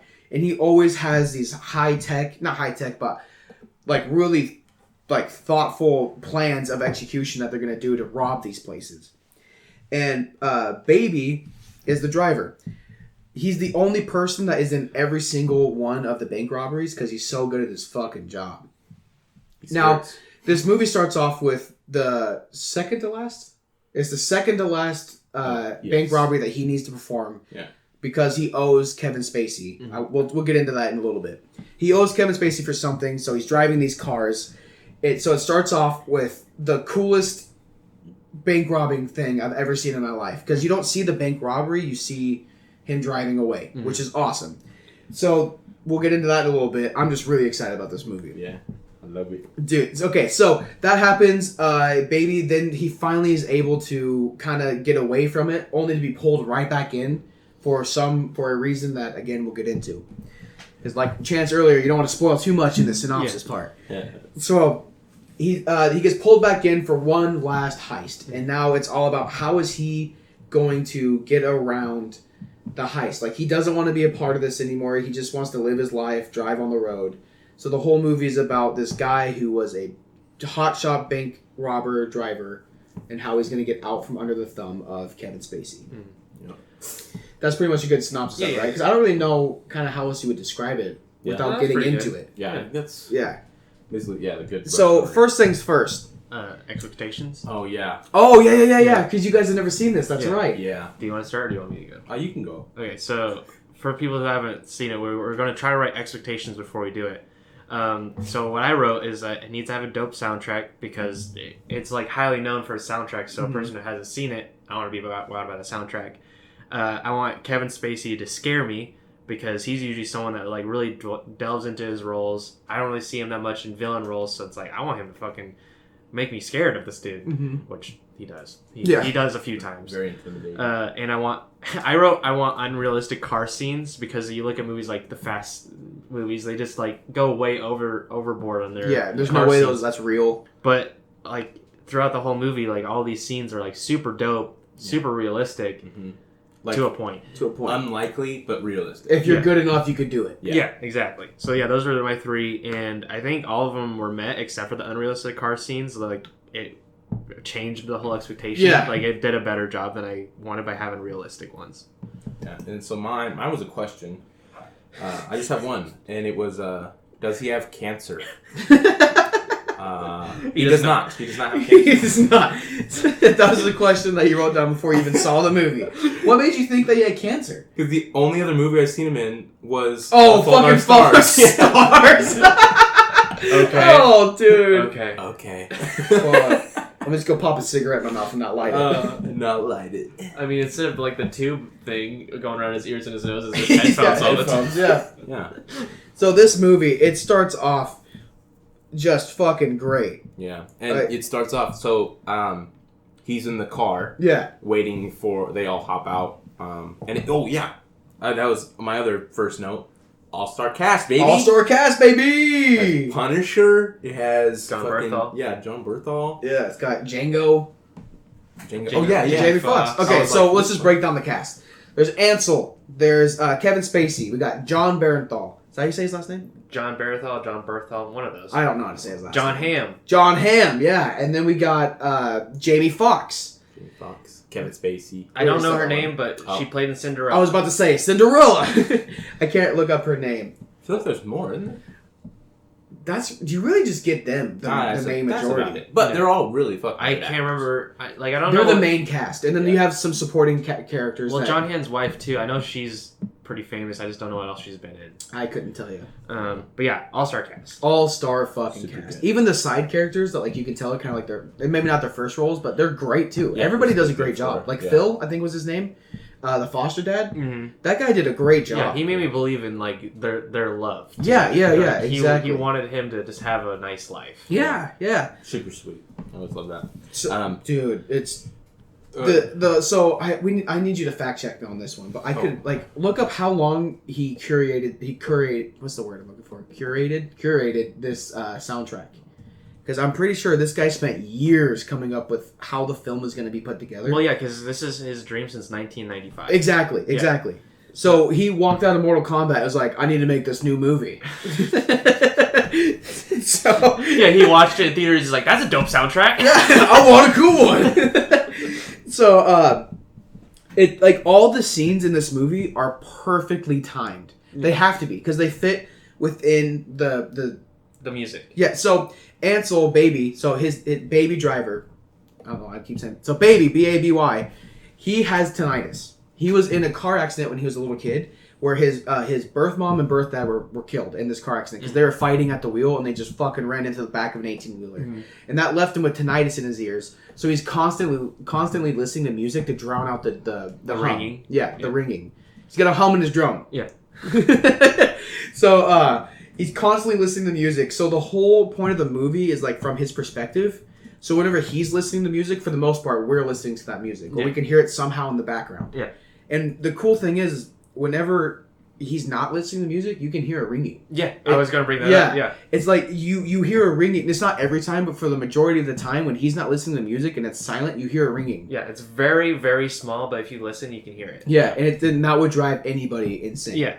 So, oh, dude. So the whole movie needs to be perfectly choreographed and timed. 2 decades. It took him 20 years. Damn. This guy spent 20 years putting this movie together. Yeah, because this is his dream. Like, he's done a thing with, like, a music video, and he felt bad for using his idea in that music video, but it was more of a precursor that this was his idea in his mind, so. Yeah. So cool. It was so fucking good. It's I can't speak highly enough about this movie. Like, I got it. Shout out to my roommate Bryce, my old roommate Bryce.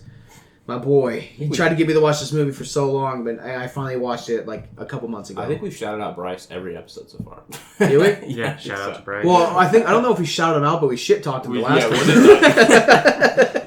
Yeah, but on top of the music, like the climax of the song is usually the climax of the chase. Yeah. And even before the whole thing, like he was syncing up the windshield with the wipers going to the beat of the song, which is a lot of the movie. Like the beat of the song is like the gun firing. Yes, like I was about to say that. Like when you hear like they have fully automatic weapons and they're not full bursting or they're not going full out on it. It's in time with like the drum beats of the song. Yeah. And like when the song goes bump bump bump, they go shot shot shot. Yeah. Oh, it's so sick. And when it gets like if the heist or like something is messed up a little bit, he has to rewind the song. Yeah. Because it has to be in time. Yeah. So funny. Yeah, because on the second heist, he does that, what you're talking about. Like, they take too long to get out of the car, and then they're like, all right, let's go. He's like, wait. And then he restarts the song, and then he's like, timing is like, okay, now go. Yeah. Because he times it with the plan that Kevin Spacey gives, too. Yep. Because usually his plan works out perfectly. Mm-hmm. So he picks the right song to fit what he's saying. Exactly. Oh, it's beautiful. Yeah, the first car chase. So dope. Dude. Like he does that little 180 to a 180 Subi around Squad. cars. Yeah. Subi Squad up in here. Subi Squad. I really like there's a scene like so the cops know that they just robbed this bank and they know that they're in a red Sub. So he's on the freeway and there's two other red cars driving side by side. He gets in the middle of them. Dude. And then as they go under a tunnel, that maneuver he does to get one car to move over to his spot and he takes their spot. Yeah. Fucking brilliant. Dude. Yeah, that was so cool. He gets in front of him, like brake checks the hell out of him. Yeah. And then swerves to the left of him, so he so forces them into the they middle. switch spots, and then he just takes an exit ramp and goes off. That was fucking smooth. Yeah, and they just keep following those two cars. Yep, because they're like, it's one of them. So sick, dude. Oh man. Oh yeah, and then they pull into the parking garage, and then they switch cars. They ditch that car there because that car's fucked. Yeah, that car is fucked, dude. And I mentioned Ken Block a lot because whenever he drives cars, like whenever he drifts around corners and shit, the videos that they take, he does shit tons of tries, and by the end, when they're done, the car's done. Like the engine's fucking messed the fuck up. So they just have to like either ditch the car or rebuild the engine, whatever. So same with this, like the amount of shit that he did, that there's no way that car's getting fixed. I really like how they swapped clothes, they swapped drivers. He wasn't even driving the second getaway vehicle. He got in the passenger seat. Yeah, it was awesome. Yeah. So sick. And they always leave the car doors open. Yeah. It bothers me every time. Get out. They got to get out and run, man. So like Kevin Spacey, I know there's a lot of things about him right now. Yeah. He killed this role, though. Yeah. If you just take out the whole personal things in his life that's happening, and just look at him as the actor in this role, so good. I don't think you could have put anyone else in that role. Yeah. To be honest with you, I think he fucking killed it. Because he does it in a way that he's not intimidating, but the way he presents his words and him not reacting to his own words, it makes you feel like, dude, this guy fucking doesn't care if he kills you. He makes you think you're his friend, but he will fucking kill you in a heartbeat. Like, there's a guy who fucks up in the second heist. They killed him. He didn't even give a shit about it. They didn't even think about it. They left a shotgun behind. Yeah, he left a shotgun behind, and that shotgun can trace back to people that they bought it from. The guy fucked up. Yeah. Good time. And he didn't even hide the fact that he killed him. Like later on, he's talking to Baby, and the dead guy's hand is hanging out of the trunk, and he opens it up, shoves his hand in, and closes it. Yep. With Baby standing right there, because he knows. He's like, this guy fucked up. I killed him. Dude, to be honest with you, he might have just planted it right there just so he saw Baby. Yeah, and he never lied to Baby either, because even when he gave him money, Baby's like, "Oh, one more job and I'm done." And he's like, "No, one more job and we're square." Yeah. So Baby, he as a kid growing up, he grew up in the foster system. He got a really good foster dad. We don't know when though. His foster dad, I'm pretty sure his name was Phil, is a great guy. But anyway, Baby as a kid liked to boost and hijack cars, and he was known as the Spirit of 85 because you get on Highway 85. No brake lights.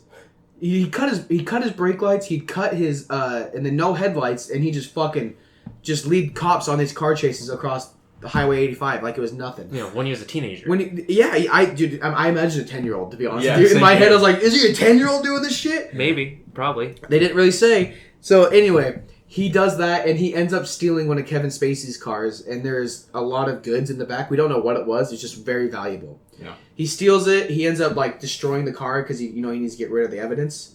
And that's when Kevin Spacey says, "All right, you are a ballsy motherfucker. You're going to be my getaway driver." And that's why Baby has to do these jobs. Yeah. He still gets a rack out of it every time. Yeah, he gets at least 100K. Yeah, which is steal. That's a lot of money. So they steal a lot of things, and they always split it up. And then Baby always has to give his portion to Kevin Spacey to pay off the debt. Yeah.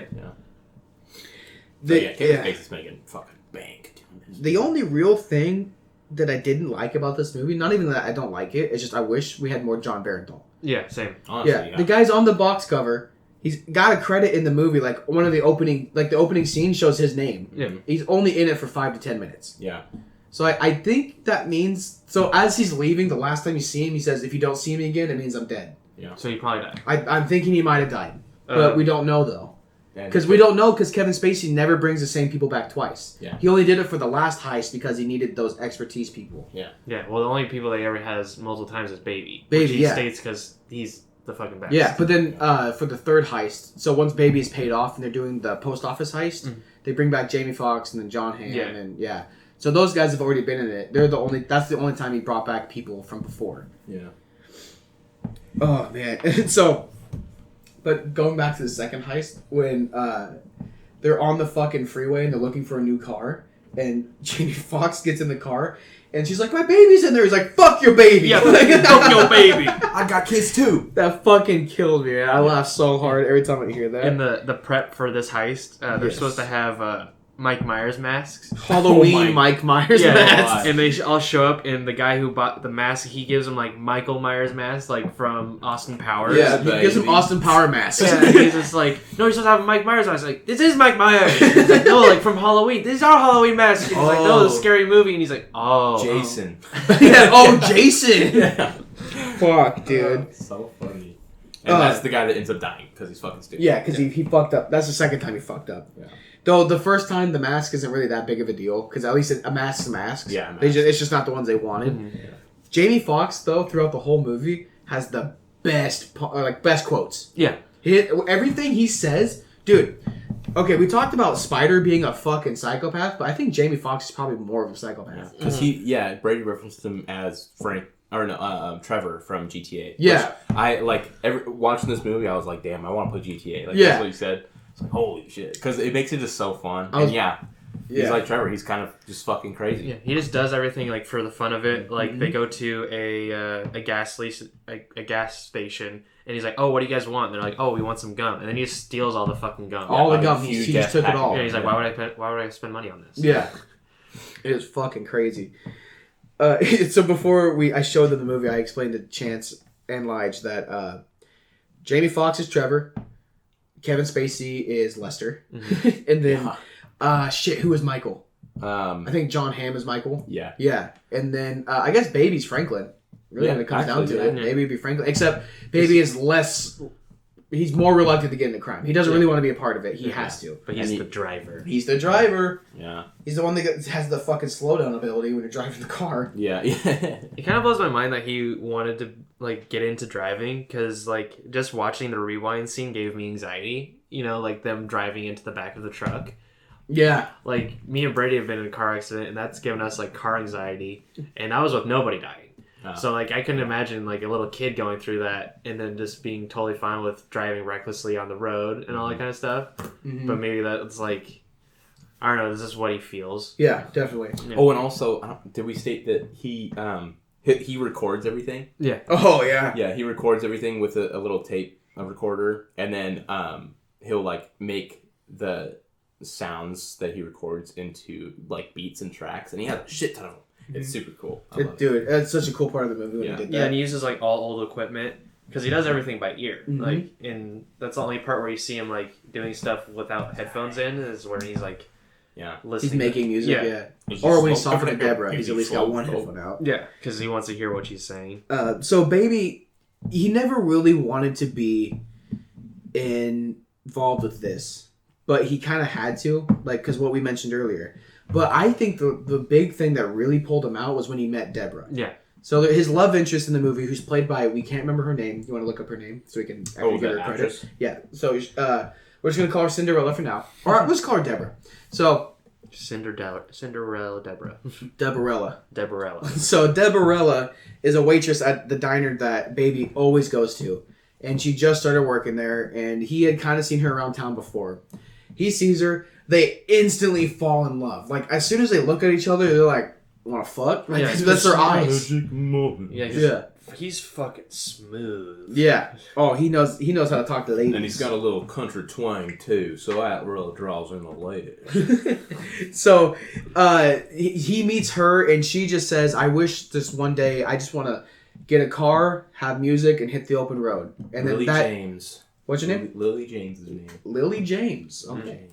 So, and that really just sparks an interest in him, and then he starts really gravitating towards her, and that's when he starts to really realize, I might have a life after this, and I really don't want to keep doing this. Yeah, and he wants it to be with her. He wants it to be with her. He wants to ski fucking daddle. Yeah. And so that she turns into his love interest, and that kind of turns into his weakness a little bit towards the end. Like, that's how they really get him. Mm-hmm. Yeah. So the movie all... It kind of blows up after... Yeah, well, I was going to say, like, the big... so the start of the climax, like, the start of the... So the rising action would be, like, the whole everything happening, like, the first two bank robberies, and then right at the top... Yeah. Or, like, I guess right towards the climax is... that's when the third heist is getting planned, which is they're going to go rob a post office for all their money orders. Mm. There's... each money order they can get $1,000 for. There's 25 money orders per box, and there's like fucking like a lot of boxes. Yeah. So there's a $250,000 in each box essentially. Yeah. So just steal 4 boxes and you're fucking. You got $1 million, yeah. And there's a shit ton of boxes back there. So they start getting ready for the heist, and Baby starts realizing like, I don't want to do this. Like, yeah, because in the previous heist he saw Jamie Foxx kill a few people, and he's okay with doing crime, like stealing cars and all that stuff, doing heists, but as soon as he sees people die, that's when he starts like getting really like he freaks out. In the first bank robbery, he's watching them do the bank robbery, and John Barenthal has his gun. He's shooting towards the ceiling, and he's watching very intently to see if anyone dies. Yeah. They don't point their guns at anybody, or they point their guns at people, but they don't ever shoot anybody. Yeah. And that's when you see him do his most badass driving. Like, he's fully involved at that point. Yeah, and the second one, he sees someone's drive, and you see him mess up a few times when he's driving. Yeah, and because he didn't watch the robbery, but when he reverses back to pick him up, there's a cop or a security guard on the ground dead. He's essentially dead. There's blood all around him. Yeah. And that freaks him out bad. Mm-hmm. That's where he starts kind of fucking up. Yeah. It wasn't really his fault, but... But a lot of shit started happening, and he just wasn't really in the mode. He wasn't in tune with his music. Yeah. And so the third heist is getting planned. He's kind of trying to think of ways to get out of it. Yeah. And he tells Deborah, like, hey, we're gonna leave. Like, 2 a.m, we're just gonna fucking take off. I got money, I got a car, we're gonna go. This is after the fact that they meet up to start the plan. It's not. Oh, what is that? It's like a pre-setup for equipment for the heist. They're going to buy guns. Yes. They needed guns and all sorts of things just to pack heat when they're gonna go do the bank robbery. And when they're doing that, Jamie Lee Curtis Fox. So Jamie Lee Foxes.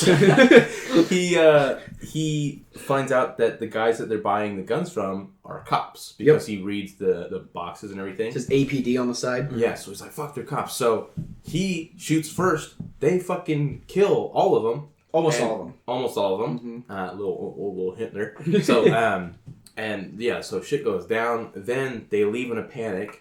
And that's when they stop at the diner, and that's when he's like, he pretends like he doesn't know Debbie because he doesn't want to put her in danger. That's when he tells her, hey, we're leaving at 2 a.m. I'm fucking ditching these guys. Like, this is way too hot. Yeah, we're done. Well, that's one of the notes I took is like, Baby should be smart enough to take a route that doesn't go past the diner because he cares about her so much, and he's seen how like going off that Jamie Foxx's character is because like just going to a gas station, wants to steal everything.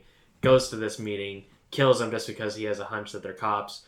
Well, I mean, they are cops. Yeah. And then he takes the route, and then he just wants to get food, which they never get food. But he should know, like, not to take that route because... he didn't say that we wanted to get food it was on the drive past it. He was like, "Oh, I'm hungry." Well, that's what I'm saying. Like, you should just not go anywhere near there because you don't want them to just even see the diner that you go to and that you care about this girl with. That's my only thing. Yeah. Being around cons for so long, you don't want any... Yeah, well, I mean, he did almost fucking die. Like, Baby almost gets shot like 8 times during that fight scene. Yeah. So I'm just thinking he's amped. He's just trying to get back. Yeah. Noticing, the only time he slips up is when somebody dies. Yeah. And a lot of people died. He watched people get their heads blown off. Yeah. He watched a grenade kill, like, blow bodies up. Yeah. He almost died. Multiple times. Yeah. And then, finally they get back to the warehouse. Yeah. It turns out that they did kill... chance. I turned it on silent, too. That's a wild They did kill cops. They were cops, but they were supposed to be cops. Wasn't he? What's his name? Kevin Spacey? Kevin Spacey. He knows that they're cops. They're his cops. Yeah. So he's pissed. He's like, what happened here? Like, what the fuck went down? And he was like, well, they shot first.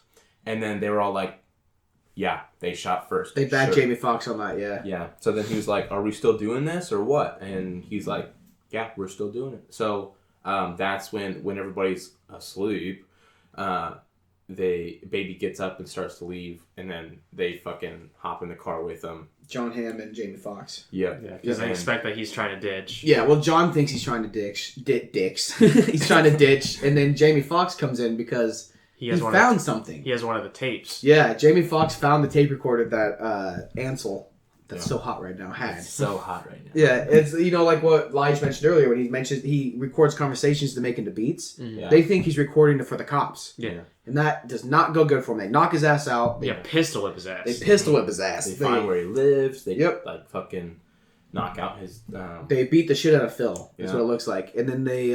Phil, by the way, is a paraplegic deaf man. Yeah. Who is old and frail. Yeah. So there's no way in hell he's going to be able to fight those guys. Yeah. And he likes the peanut butter spread to the edges. Yeah. And they take all the tapes back, and then they start listening to all of them, which kind of proves Ansel in a way, but again, he's recording all the conversations. Yeah, so... Which to a mob boss, that would freak me out. Yep. So they basically say, like, okay, at least he's not a criminal informant, but he's a fucking idiot, and we don't want anything to do with him. And they're like, okay, high soft. And they're going to call it off for the second time. And that's when Ansel's like, fuck you guys, we're doing this. Yeah, because I'm your best driver. He calls back to saying, like, I'm your only driver that does it on all the things. Yep. And then that's when they start. This is the biggest part of the movie now. It's like now here comes the climax. So they finally during the setup for this heist, the Baby has to go in with Kevin Spacey's nephew, and they're going in to like kind of stake out the post office, see where the cameras are, see who works who's on the counters, like what's the word I'm looking for? Cash registers, essentially. Security cards, cameras. Yeah, all the good stuff. And then he goes in to buy stamps to kind of do that. And he meets this lady there. And the lady's really fucking nice. Yeah. Like super nice. And so you can kind of see that he's going to feel bad about what's about to happen. So fast forward, they're there the next day.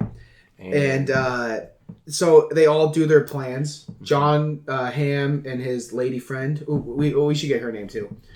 They go in to the front. Yes. And then Baby drives to the back with Jamie Foxx because he's going in the back with the glasses as well. Yeah, so they have these special glasses that'll hide them. It's Darling and Buddy is their real names. Well, it doesn't show their real names. Oh, Eliza. Thank you. Sorry, I was like, they don't have real names. Yeah. No, the real names is Jason and Mile, or no.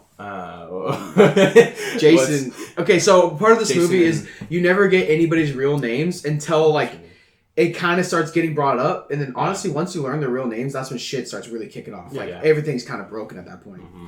So, Jamie Foxx's character, his name is Bats in the movie. His real name is Leon. Mm-hmm. John Hamm's character's name is Buddy. His real name is Jason. Mm-hmm. And then Darling is Eliza's character. It's Isa. E-I-Z-A. Isa? I don't know. Isa Gonzalez? Yeah. I honestly couldn't tell you. That's it. Huh. Anyway, yeah. So I can't remember what her name was. It starts with an M. I'm pretty sure. Oh yeah. She says it in, like when they're in the diner. Anyway, so that's besides the point. So Jamie Foxx goes in, and then Baby's sitting in the car, kind of just waiting, and he sees the lady that he kind of bonded with the day before walking. Yeah. And that's He starts shaking his head like, "Don't go in, don't go in," and she freaks out, goes to grab a security guard, which is kind of crazy. Yeah. Like, how did she interpret the him shaking his head meant, hey, I'm about to rob this place. And also, how did she really even see him? Like, I feel like you could see a person in a car, I think you could see him. But the fact that you only see him one time without his glasses, now he's wearing sunglasses. If I see one person one time for like a little bit... Well, they bonded. They bonded, and then he asked if she was working the next day. Yeah. I think I remember. I can see it. I can see it. Yeah. And then, him shaking no, because he was asking all those questions the day before. That could be it, yeah. And so she I can see that, grabs a security guard, which is smart, but if I was her, I would have booked the fuck out. I would have dipped the fuck Would just out. called the cops straight out. So, she brings the security guard over, and that's when Buddy and Darling and Bats come running out, and they're fucking ready. They got all the money orders, they got everything. And right off the bat, Bats fucking blasts that security guard. Yeah. I know the security guard did draw his gun. He did draw, so I understand. But he just, not even a hesitation, fucking blows him away. But that's when she runs away, thankfully. She runs, starts screaming like, ah! And she runs, and then the look on Baby's face lets you know that shit's about to pop off. He is pissed. And it goes off in a way I just did not expect. You don't see it. Freaks me the fuck. So yeah, they're in the car arguing, and he's like, "Fucking drive!" Like they're all yelling at him. Jamie punches him twice. He punches him twice, knocks like a lens out of his glasses. Yeah. But Baby's not even face. He's like just staring at him. Yeah, and what's this? I don't even know the song that he's playing. Oh, I don't know either because it's so like intense. I'm like, holy shit. Yeah. Where Baby parked is right next to a dumpster, and in this dumpster are 3 huge long poles that are hanging over with it's like if you see a car on the freeway and they have that red tape around the poles because let you know that there's overhang there. Yeah. So they're hanging off, and so they just keep yelling drive, and Baby just fucking puts it in drive and just slams into those poles, and it kills the fuck out of Bats. It's so fucking great. Like it just stabs right through. It just fucking kills. Like you see when he pulls up, like they kind of do a quick shot over to it, but you just think like, oh, he's just parking there. Like you don't really think that he's gonna use those to kill someone. There's a little foreshadowing in there, but it's like, oh, whatever. Yeah. Fuck, dude. And so Bats gets got. Yeah. They all get out of the car, and then John Hamm or Buddy and Darling in the back like, Baby, what'd you do? Why'd you do that? I drove. He's like, I drove. And then he gets out and they just start running. And that's when all the cops are coming. All the cops. And then they're like shooting at each other. Yeah. And this is when you find out Baby isn't just fast on the road. He's fucking fast. Yeah, he's like parkour fucking. He's like jumping over shit. And he's like, ding, ding, ding, ding. It's so sick, dude. I love this scene too. He's running. He's fucking running. He's doing a quick change. Yeah. And a really funny part that I think, so... Buddy and Darling, they kind of, you see, at one point they break off from each other, and Baby ends up in a parking lot and he boosts the car, and he's driving through the parking lot and the cops see him boost it, and like, so he's trying to get away, and he fucking slams into the back of a truck. Yeah. And Buddy and Darling are in that truck. Yeah. They also stole that truck. That part, it's kind of funny. Like the coincidence behind that. Because there's so much time in between that we don't see Yeah, exactly. So how do we see them get to the truck? Yeah. That's why I think it's funny. So it's totally realistic too. It's the chances. And then the cops are surrounding the truck, and that's Buddy and Darling get out, and they're gonna jump in the back of Baby's car, and they're gonna have him drive. But the cops get there too fast, so Darling, in her infinite wisdom, decides to just start fucking spraying at these cops. Yeah. And then like a cop just like pop pop pop, just lights her up. Blows her away. She's fucking dead. Yeah. That's when John Hamm goes ham, dude. Yeah, he goes ham. He's like, because earlier on he was like, I fucking love this woman. So he gets up and he's like, fucking nails the fuck out of these cops, kills them all. Because he sees all red. Yeah, she, earlier in the diner when they're all talking before Debbie comes over, Darling is saying, when my baby sees, or when my buddy sees red, all you'll see is black. Black. I guess like he just gets like, he has super rage apparently. Which is true. That's what we see. So then he just starts fucking blasting all these cops, and Baby just takes off again. He's like, ah, shit! He just starts running. And he takes a car from someone else. Yeah, he steals an old lady's car. Which is a sick car. It's like a nice It's old, a purple like Cadillac car, like And when he takes the car, she's like, oh, my purse! And then she runs off, and she's hiding, and he sees it, and, you know, Baby's he's not a bad person. No, yeah. He throws the purse at her, he says, I'm sorry, and he fucking takes off. Yeah. And then he rushes home to get Phil, and that's when you find out that Phil got fucked up. And he's not like broken or beaten, but he's rattled. I was scared, dude. Like when you find out that they went to his house to get that, I was so scared for Phil because I like Phil because he's his foster dad. But you can tell, like what Chance was saying earlier, there's love between them. Mm-hmm. It's real. So Baby's like scattering to get all the money that he has. He puts all the money in Phil's like sweater. I love that part. And he's like, no, I don't want the money. Yeah, he's like, Phil, I don't want your dirty money. He's like, you need to take it. And then he takes him to a nursing home. Yeah. And leaves a little recording saying, my name's Phil. I like my peanut butter spread to the edges of my bread or my sandwiches. It's just fucking it's so like tear jerking. It's tear jerking. And then he does a sweet ninja move and like They pan up because the helicopter like shines a light, and then Phil looks up at the helicopter and he looks back to see if Baby's there, and Baby's gone. He's gone. That's super fucking sick. Yeah, super fast. And then so he gets another car, I guess, and he takes it to the diner to pick up Debbie. And as soon as he walks in, he finds John Hamm. I love this scene. Like honestly, like crazy. The whole last half, like right when Bats dies, that it's just fucking so action packed. It's just like your heart's beating. You're like, it's like boom, boom, boom, boom, boom, boom. There's not a single moment of really rest. Yeah. Mm-hmm. Until after the diner scene. So they fuck John Hamm. They don't fuck. Fuck what? 3-way. Yeah. So John Hamm gets fucked up in the diner, and Baby gets Deborah out of there. They fucking leave. And then because John Hamm is now pissed because his love is dead. So now he's out pretty much to ruin. He wants to kill Debbie. Yeah. Deborah. Yeah, because that's what Baby loves. Yeah. So Baby took something that John loved. So now John's gonna take something that Baby loves. Yeah. And then this brings up to the part where, like, again, Kevin Spacey in this movie. So Baby goes to Kevin, and he needs help. Yeah, because they're partners, but they're also friends. Yeah, well, it was a Monster Inc. fucking quote he threw at him. Yeah.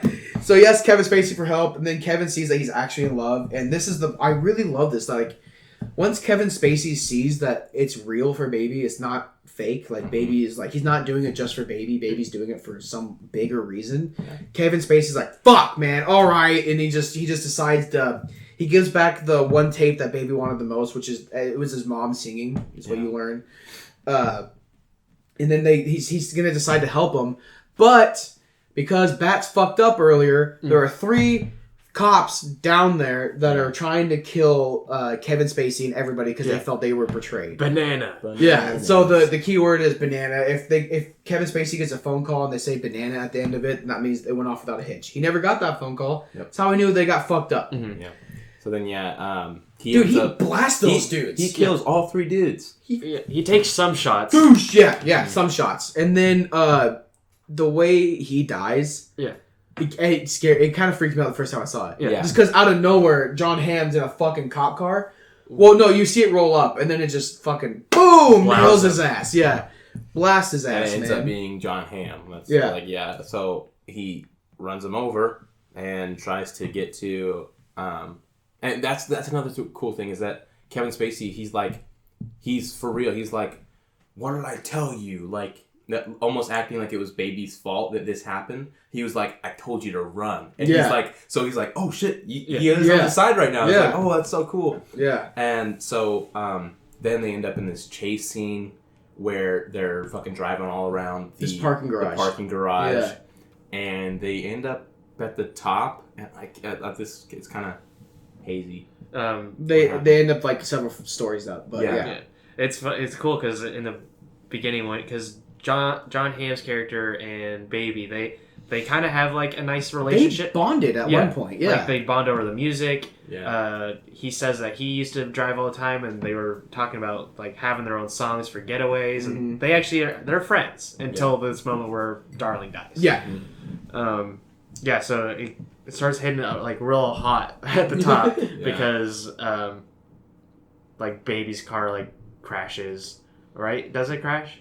Something happens. Well, which car are you talking about? In the scene. Like, no, I know. He gets like and so in this scene what happens is they whoop-de-wop him. Yeah. So Deborah gets out, and then John Hamm sees her standing there, and he goes to hit her, and that's when Baby fucking nails his car, pushes it over the side. Yeah.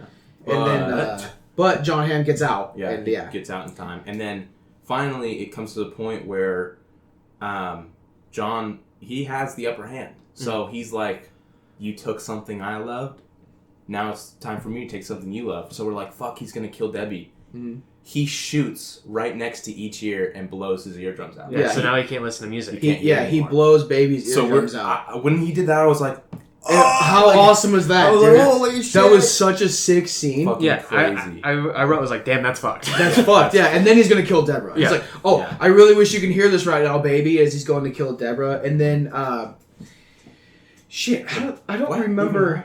I honestly don't remember how the next scene kind of plays out. But what ends up happening is John Hamm ends up falling over the side of the fucking thing. And his car is like in a fucking fire waste down there. Yeah. And he ends up falling and smashing onto the car, and the car blows up. Yeah. But it's like a realistic explosion, which I really liked. It's not like some fucking crazy Michael Bay explosion. That's why I love this movie so much. Yeah. It's just actually realistic. Yeah. I wrote, one of the things I wrote is like, I didn't expect that John Hamm's character was going to be the big bad in this movie. Yeah. Yeah, he turns into the evil guy. Because the trailers, all the lead up, you're expecting like it's going to be Baby versus Kevin Spacey. Yeah. So this is going to be them two, but then it flops on you. Yep, definitely.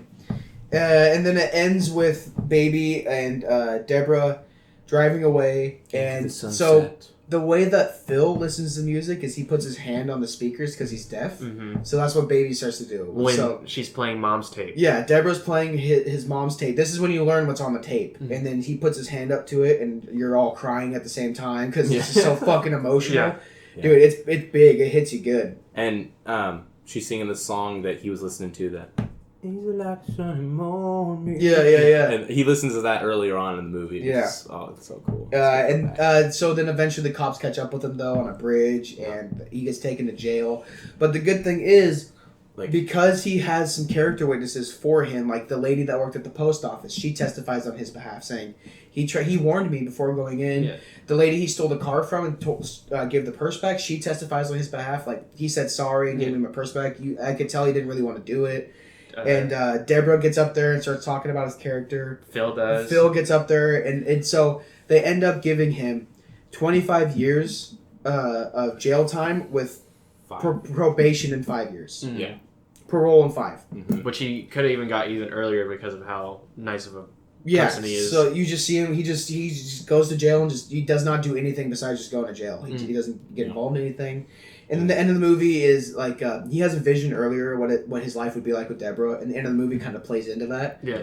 But it's just it's all black and white. It's phenomenal movie, man. Yeah, very good. And then it just ends like that, and it's so fucking good. Yeah, like honestly, not even halfway through, I was already like, damn, this is gonna be one of my favorite movies. Yeah. Like because I have like a few. I don't have a favorite movie, but I have like a list. I'm sure. Mm-hmm. And this one like easily topped it for me. Like just so good. Yeah, obvious success again. Yeah. Budget of $34 million, made $227 million. Easy. Yeah. Easy. Damn. We already talked about Edgar Wright developing it since like the 90s. Yeah. The Michael Myers scene is actually funny because they actually wanted that to be the actual Michael Myers mask. And they really got the wrong ones? No, because they couldn't get the legal rights for it. So they came up with this idea and they talked to Michael saying, hey, we want to use your likeness, and they gave him the scene and he thought it was fucking funny. So he's like, yeah, okay. Of course. That's awesome. He's so cool. All the driving scenes are practically done with stunt drivers and stunt cars, like taking hours and hours of getting it right. Some of the I-5 scenes they only had 8 hours because they couldn't shut down. Oh shit! I-5, huh? Yeah, because they couldn't shut down the highway, so they only had a limited amount of time with people on the road as well. So they had 8 hours, 1 hour to rehearse, and then 7 hours to get it done. Gotcha. Damn, so crazy. The coffee scene itself, where we see like lyrics on the wall and stuff. So sick. They had to do like 28 takes of that because for all these things, they have to get everything done perfectly. Yeah. So this movie took a long time to film because they had to do so many takes to make sure all the gunshots were done right, all the dancing, all the cars were up to beat. That's just nuts. Like, yeah, this guy's dream really came together, and I'm so happy it did. I'm happy for this guy. It's fucking awesome. Yeah. And which like that draws back to the whole scene where they're shooting the cops. He's listening to Tequila, and it just seems so perfect. Yeah. So cool. And Ansel had to learn sign language because the actor that played Phil is actually deaf. Nice. So, yeah, he had to learn it. And he did a very good job. Oh, yeah, he did a great job. I don't really speak sign language, but it looked like it to me. Yeah. So cool. But yeah, what do you guys rate this movie? Oh, 5 out of 5. I would easily. 100%. I'm not even gonna put a joke behind it. Just 5 stars out of 5 stars. Yeah, like easily. it's such a good fucking movie. I also give it 5 out of 5. Like, I didn't watch this in theaters because you look at who's casted in it, and because Ansel is in all like the Fall Under Stars, you think that he's going to be typecasted as this like dreamy boy that only does these romance movies. Mm-hmm. But then you hear all the rave about this movie, and I was like, damn, I wish I would have saw it in theaters because watching this in theaters would have been dope. Yeah, it was so cool. Yeah, 5 out of 5 easily. Easy. Damn, so good. Do you guys have anything else to say? I think that's it. So we should announce our next week's lineup, eh? Yes. Oh, what is next week? I have actually forgotten. I think it's is it? I don't want to say and then have it be wrong. Yeah. Okay. Is it? So next week is the beginning movie is Iron Giant, followed by Chronicle, and then the main event is going to be Daredevil, the movie. Oh, I forgot. I haven't seen Iron Giant in so long, guys. So yeah, make sure to tune in to next episode. Follow us on Twitter at Boys Night Picks. And we're on YouTube and all the same platforms as last week. Yeah.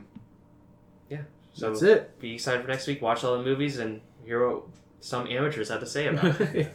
Right. Easy like Sunday morning, boys night, boys night. Gonna have to cut that part because it's copyrighted music. Oh, I forgot about that. Yeah. Okay, we're doing boys night chant. Bye. Bye.